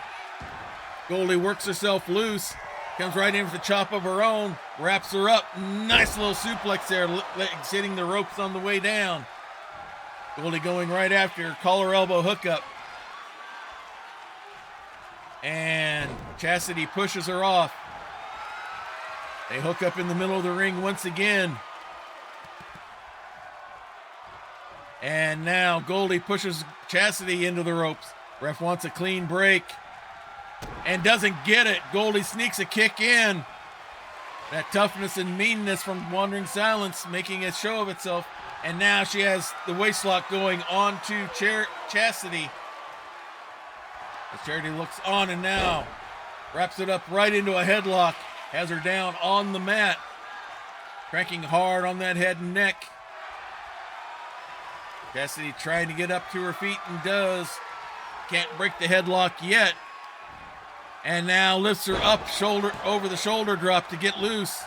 Goldie right back up and walks right into a chop. And Goldie, no longer just taking it, fires back. And here we go, everyone. Goldie is now giving as good as she gets. Looks like Chastity's getting the better of. Nope. They're both fighting back pretty good on each other here. Chastity, I think, is getting more shots in and pulls her right into a lariat. Goldie rolls outside. Massive moonsault from the top rope onto the mats outside the ring. Wandering Silence just watching in awe. Hooks her up, rolls her over. And she's going to lock in the lever outside the ring. 2 straight submission moves early. Maybe just to try to weaken and destroy Goldie. I'm not sure what the strategy is here. As the count continues, Goldie reverses it. Throws Chastity into the retaining wall at the count of 6. Goldie going up top. Big elbow drop from outside the ring. I don't know if that set the count or not. Yes, it did. Big knee drop there as Goldie pulls her up. And now Chastity reverses it, throws her down towards her cousin, who can't interfere without causing a DQ. But Chastity's doing well enough on her own. Leg drop right onto the arm. Pulls her up to her feet. As the count goes to 7. Into the steps, not quite. Count goes to 8. Chastity comes back in. Goldie's still writhing on the ground. Counts at 9. I don't know if Goldie's going to respond or not. We're going to get another count out. And that's it for Goldie Boone. And the victory goes to Chastity York. And a lot of countouts here tonight. Bit unusual. Nice little flips there. From Thrill and Chill, team showing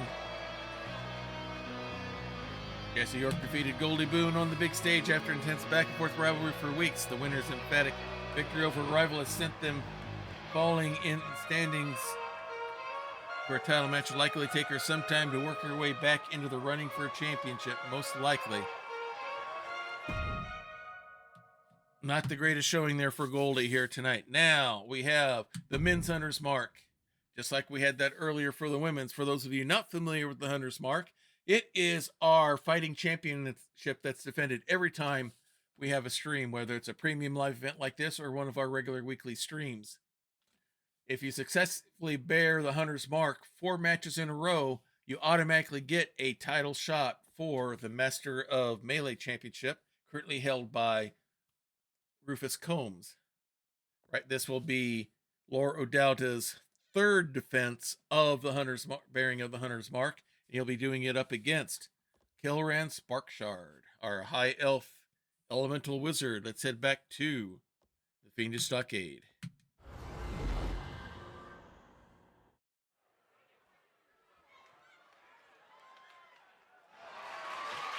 The following contest is scheduled for one fall and is for the Men's Internet Fighting Championship.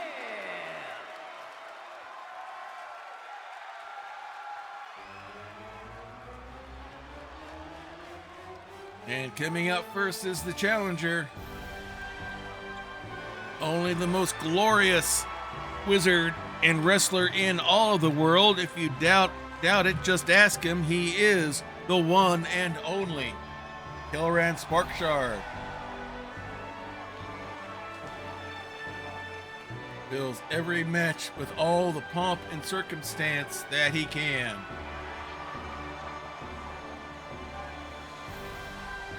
Which he feels is only fitting for a wizard and wrestler of his stature. Looking to get the Hunter's Mark for, I believe, would be the 2nd time in his career.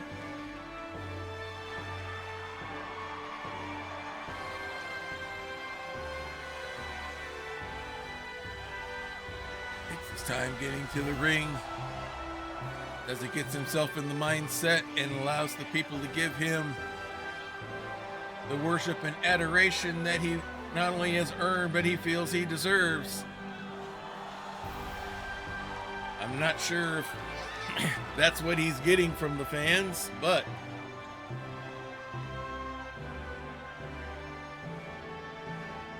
that's the way he approaches it and feels about it, so that's what he does every time.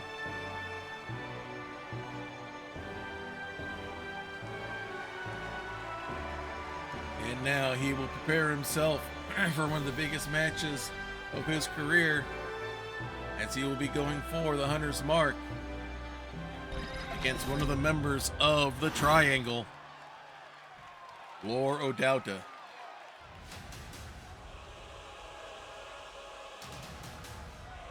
The Triangle led by Jarduk Munka. Newest member being Rulem, superhero gone rogue. But the man with the belt, that's who we're looking at for tonight. Laura O'Dowda, he is the bearer of the Men's Hunter's Mark. And he is trying to bear it once again.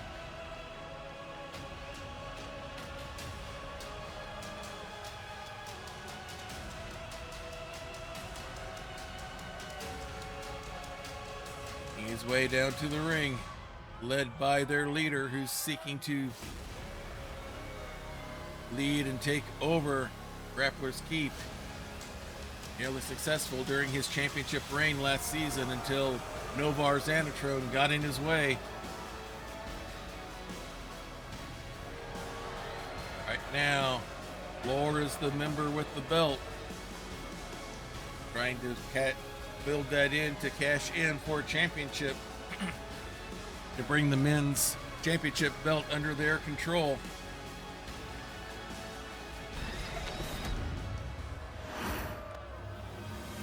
And I don't know why it's so blurry, but this is the belt they're going after. The men's hunter's mark. Take it back to the ring, Alicia. Introducing the challenger from Avalon, weighing in at 228 pounds, Kelvin Sparks Shaw. Holds up for the And fight his fist. opponent from Avalon, weighing in at 228 pounds, the men's internet fighting champion, Gentleman Lord. He is our gentleman rogue, Lord O'Dowda, holding that belt tightly and proudly. Does not want to lose it. He wants to keep winning, get that title shot for the Master Melee belt. Killer Ann wants to get in his way, get that title shot himself. There you go. It's not blurry this time, and looks like we are ready to get going here. Killer Ann staying loose. Lower game face all the way. There's the bell, and here we go. And Killer Ann goes right in, quick kick and a springboard Superman punch. He's not wasting any time. He's going right for the pin. But only a 1 count. Killer Ann not afraid to go after it early. Big strike there. Hurt his hand a little bit, looks like. Another strike. Now collar elbow hookup. And Killer Ann pushes Lore into the corner. Neutralized position. The ref tries to get a clean break, but Killer Ann doesn't do it cleanly. He knows Lore's reputation too well.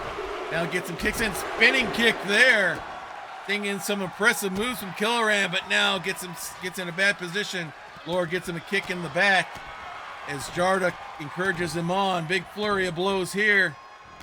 And finishes it with a big clothesline. Flips Killer Ann over, stomp right to the back of the head as Jarduk and Rulem watch on. Hit straight to the back, into the ropes. Running neck breaker there. Goes outside the ring. Waiting on the apron for Killer Ann to get to his feet.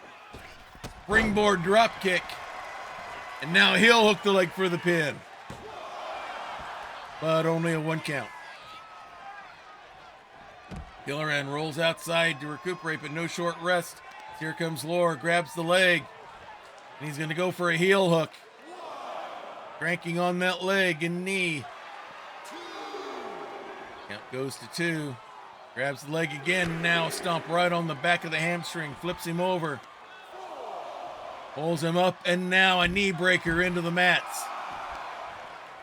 Pulls him up again, hard whip towards the timekeeper and our ring announcer.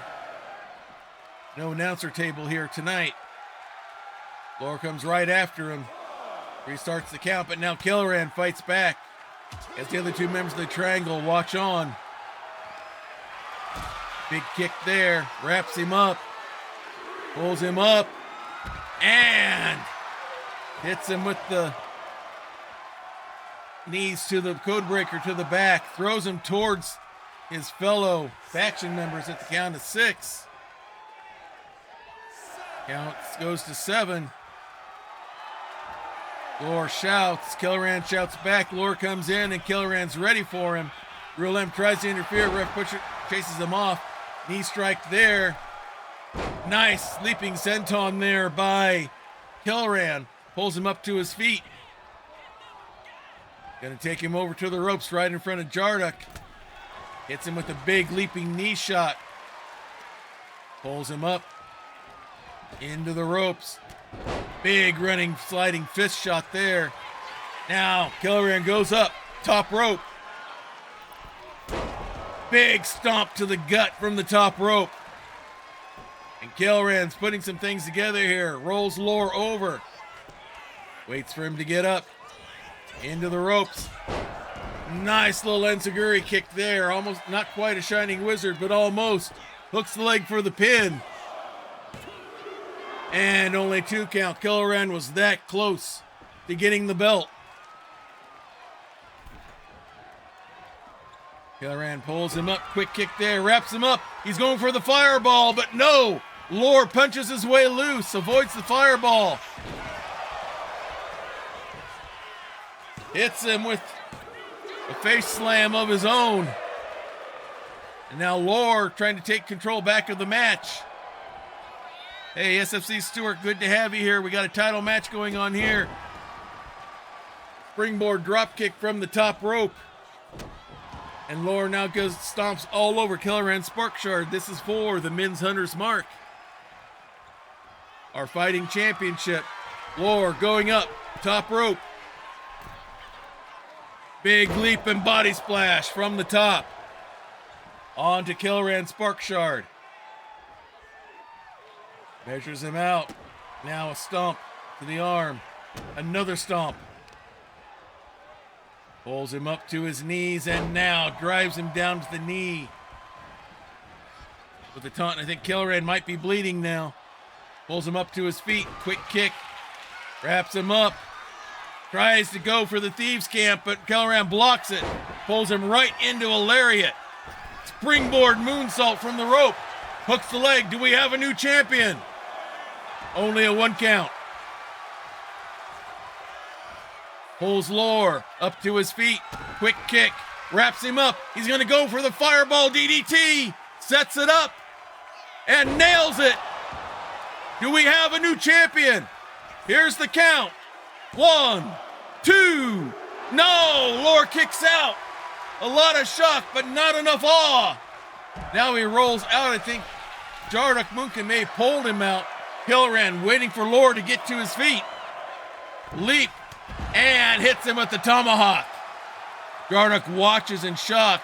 Lore tries to go after him, but Jarduk was actually in the way.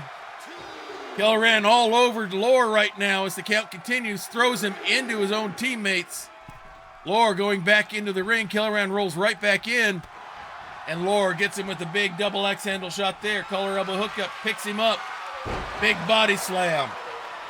Just when Killoran had it going all together, Lore making another rally here. Puts Killoran up top. You don't want to be there. Wraps him around the ropes there. Has him up. And just drops him right on the top turnbuckle on his back. Grabs the leg and ankle, pulling him away from the ropes. Rolls Killoran over. Don't know what he's waiting for here. Into the ropes. Leaping elbow drop. Now he's standing over Killoran. We might see the flanker or the Thieves' Cant coming here. Wraps him up. Hits him with the flanker. Goes for the pin. Is this going to be it? It is. Killoran fought hard, fought well, but not enough. Here is your winner, As Lore O'Dowta retains the Hunter's Mark. fighting champion, gentleman, Lord. Lore knows how close he was to losing that belt. He survived the fireball, but just barely. And now he retains the Men's Hunter's Mark. And now we go to our main event here at the Fiendish Stockade. Rufus Combs is our marshal out of the Weird Wild West. Callius Lucidus is out of the sci-fi realm of RPGs. Yeah, that was a good match. I literally thought that Killoran Sparkshard was going to pull that off when he hit the fireball, but it wasn't meant to be. So Callius Lucidus is out of the sci-fi realm of RPGs. This is for the Men's Master of Melee Championship. Rufus Combs got the championship at our last premium when he cashed in the Hunter's Mark against Novar Xanatrone. And now, this is going to be his first real defense of the championship belt. It'll be against Callius Lucidus. This will be Callius's first shot at the Master of Valor, the Master Melee Championship, since the inaugural tournament way back when we first started these streams. This is his first shot. Will he be able to take advantage of it? Let's head back to the Fiendish Stockade for our main event and find out.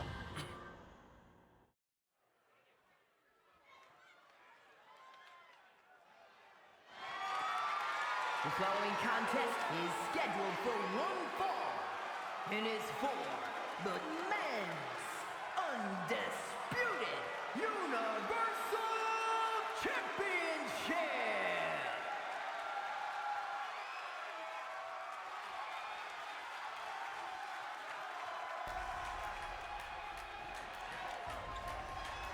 Coming out first from the Delta Quadrant, accidentally crashed here, landed here on the Earth, and does not have the technology. We do not have the technology needed to repair his ship, so he is stuck here until we catch up to him or he is rescued. And he's kind of bitter over it, as you can see. He's not the happiest man in the world at times. He is Callius Lucidus.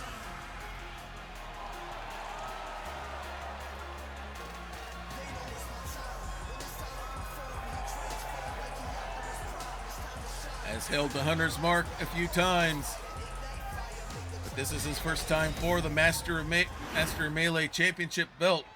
Can he take advantage of his opportunity? He is currently listed as the #1 ranked contender, but now he has to face the Marshal out of the Weird Wild West, the one, Rufus Combs.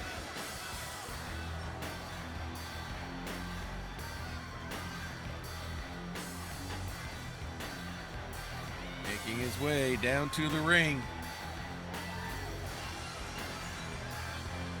Our no-nonsense Marshal, carrying that belt proudly. He is the only law in the land here.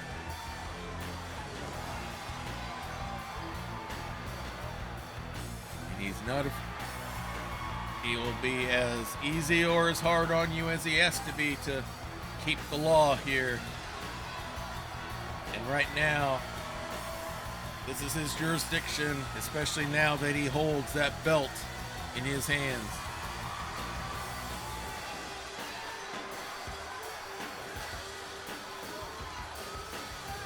And I now have a cat using my foot as a pillow. But anyway, let's go ahead and get this match started. This is the belt we're competing for in our main event. This is the Master of Melee Men's Championship. Back to you at the ring, Alicia. Introducing the challenger from out of this world, weighing in at 215 pounds, Speedy Luke Sinister.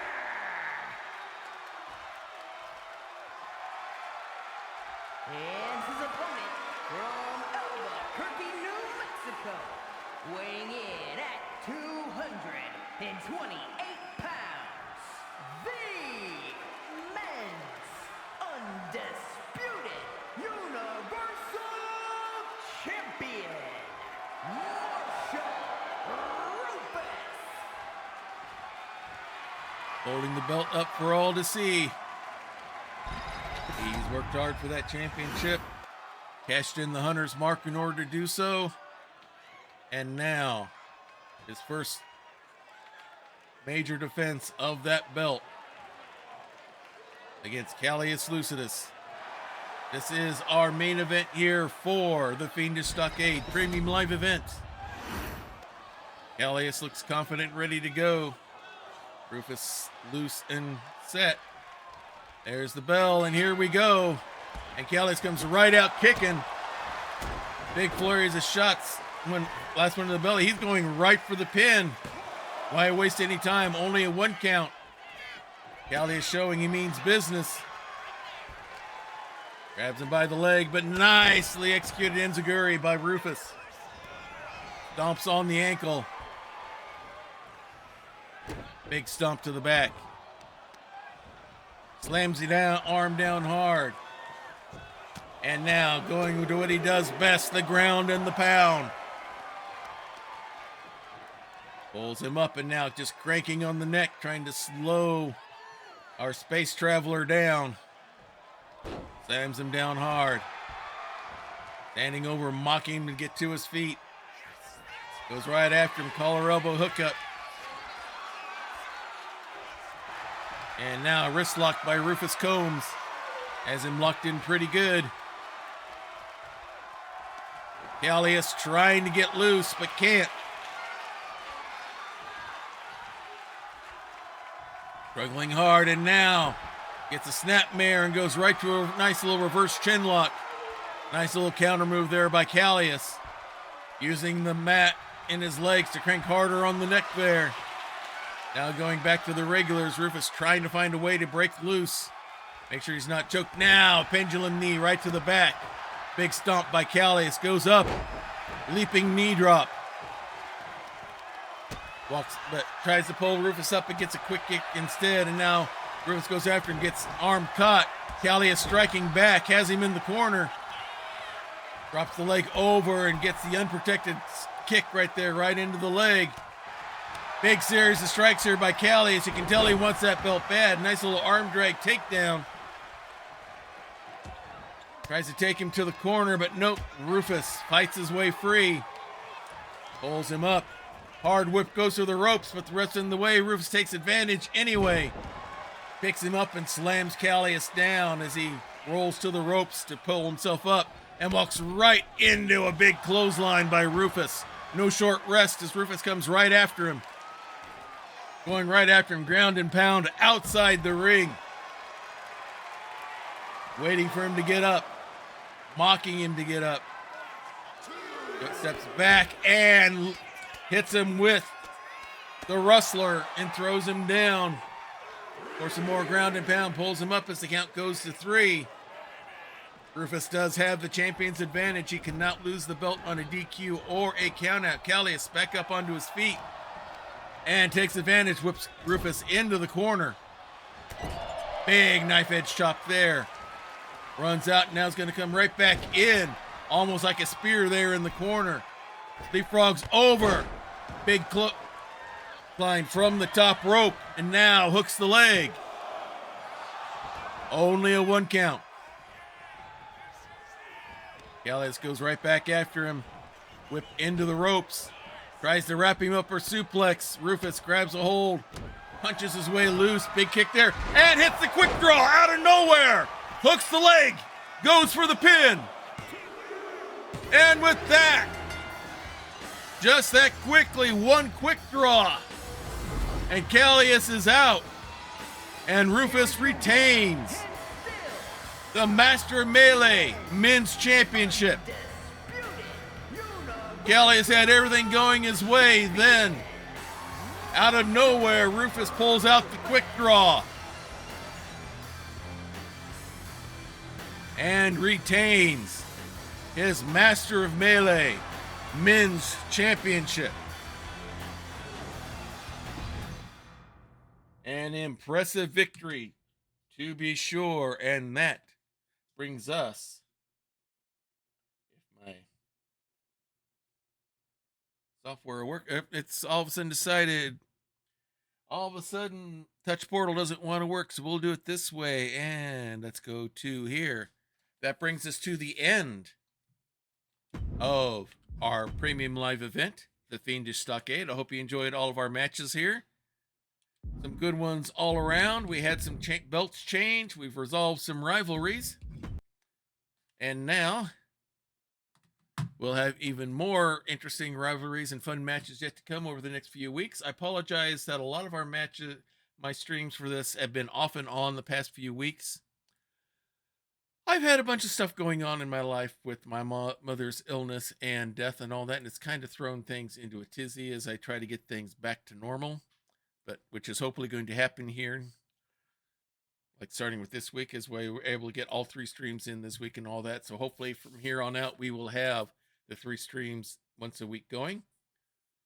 So the schedule will be as normal from here on out. Monday will be family night at the Emporium, as my daughter and I are working our way through an Agatha Christie mystery, Death on the Nile, featuring one of our favorite detectives, Hercule Poirot, who has a partner named another detective working on a side case by the name of Jane. She's definitely a Foxy Brown look-alike from the old 70s black exploitation movies and all that, but she's been a fun character to work through as well. Oh, sorry about that, Gracie. Did not mean to bump into you. We'll go ahead and turn the Gracie cam off right now since she's not in position for it. So that'll be happening on Monday nights. Wednesday night is the weekly Skyrim serial, where I'm currently doing an adventure called Baron Zaya's Glory, featuring Tagan Seedwing. He is a Bosmer who has just now been accepted into the Thieves Guild, and he has discovered this wondrous gem that's part of something called the Crown of Baron Zaya, and his hopes and goals are is to find the other 23 gems that go with this crown, as well as doing what he can to help the Thieves Guild. And then we'll be back here next Saturday for more adventures for more wrestling goodness here on Grappler's Keep, as we will be working our way towards another premium live event. But up until then, we got gonna have some good matches, and I've got some interesting rivalries coming up here and some interesting storylines we're going to try to pursue in the next few weeks on that. So that's what's going to be happening here stream-wise. Different things you can do to help support us just by watching us. You're supporting us, and we definitely appreciate that. You can also help us by following. The more followers we get, the more we like that. Tips are always welcome. That's what helps pay for Tori, our car hop waitress, and Virgil, the caramel cyborg, our soda jerk. That helps pay for them to keep them employed and busy. Other ways you can support us is with subscriptions, of course. We definitely like those. And the way they have the different tiers that get you different things in Grappler's Keep, because depending on which tier you go with on that. Then we also have other ways you can support us. People like merch. Hey, we all like merch. We've got merch. I'm wearing some merch right now. This is my Grappler's Keep hat. We have Grappler's Keep hats and t-shirts at our Fourth Wall store. We also have them for Hawkeye's Old Time Gaming Emporium, and we also have them for our sponsor, the one, the only, Diet Water. We have cups. We have the foam cozies, both the tall and the short ones, and there's stickers available as well. So, but if there's something else that you might like, go ahead and let me know, and we can try to get that merchandise available for you as well. I'm not afraid to do that. There's something I'm thinking about doing here myself, which I just haven't had time to sit down and do it for, as I said, obvious reasons. So, other things you can do, if you're into tabletop RPGs and you've got a home game going on, or you're a forever GM, and you would love to have your own, instead of using these pre-manufactured screens that different games come out, and you'd like to have your own custom GM screen, I make those. I have them on my Etsy shop, Diet Water Productions. I'm currently finishing up one for customer right now, and going to be starting on another one as a donation for Lord Gazumba's St. Jude's Children's Hospital fundraiser and all that. So we make those for people as well. So that's another way. That's the other way you can support the channel. Other things you can do to help join in the fun. We have a Discord available. There should be a link there in the chat somewhere. It should be popping up, has been popping up in there. We have sections to talk about the different games we have going on here. We have sections to talk about and show off all your creative endeavors, because we like to help those people who are being creative and all that, help them show off what they have going. So please do that. We also have a very special section in Discord. That's called the Prayer Closet. Here in our household, anyway, we definitely believe in the power of prayer. We know that it's real.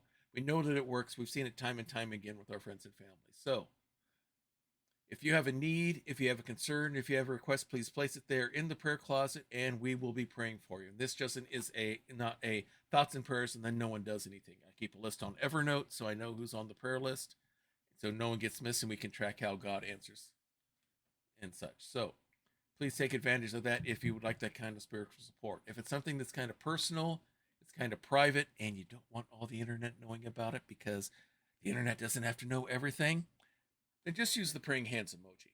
We'll take that as what we call an unspoken request, which means God knows what it is. You know what it is. We don't know it, but we don't have to know every nitty-gritty detail. All we need to know is that the need is there, and we'll be praying for you just as hard as if we knew what was actually going on, because we don't need details. All we need to know is the need is there, and that's all it takes. So, again, if you'd like that kind of spiritual support, please take advantage of that with the prayer closet. So, Let us see who is available to raid tonight. Let's see who's on. Let's see. Twitchzilla, Arch Cabbage. Got some different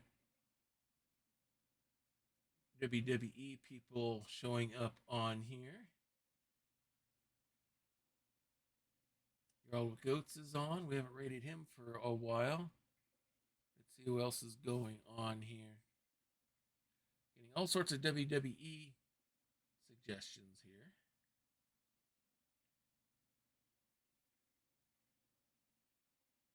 Let's see who we're following that's doing stuff. Arch Cabbage, Gerald Goods, Day to Day, So World Network, Gordon McClade. Oh, Other Doc is on. We might raid him. Oh, PB is on. I think we're gonna raid PB. PB plays inside. She's doing a Find All and Chill where they're talking about some of the RPG stuff that she's on, plus doing a very fun try to find the objects kind of game, kind of along the Where's Waldo kind of thing. So let us go raid our good friend of the channel, PB Plays Inside. So we're going to go ahead and get that raid started. So until next time, everyone, may green be the grass below you, may blue be the sky above you, may straight be the path before you, and warm be the hearts that love you. Good night, everybody. Oh, one last thing. Good night, Gracie. This has been a Diet Water production.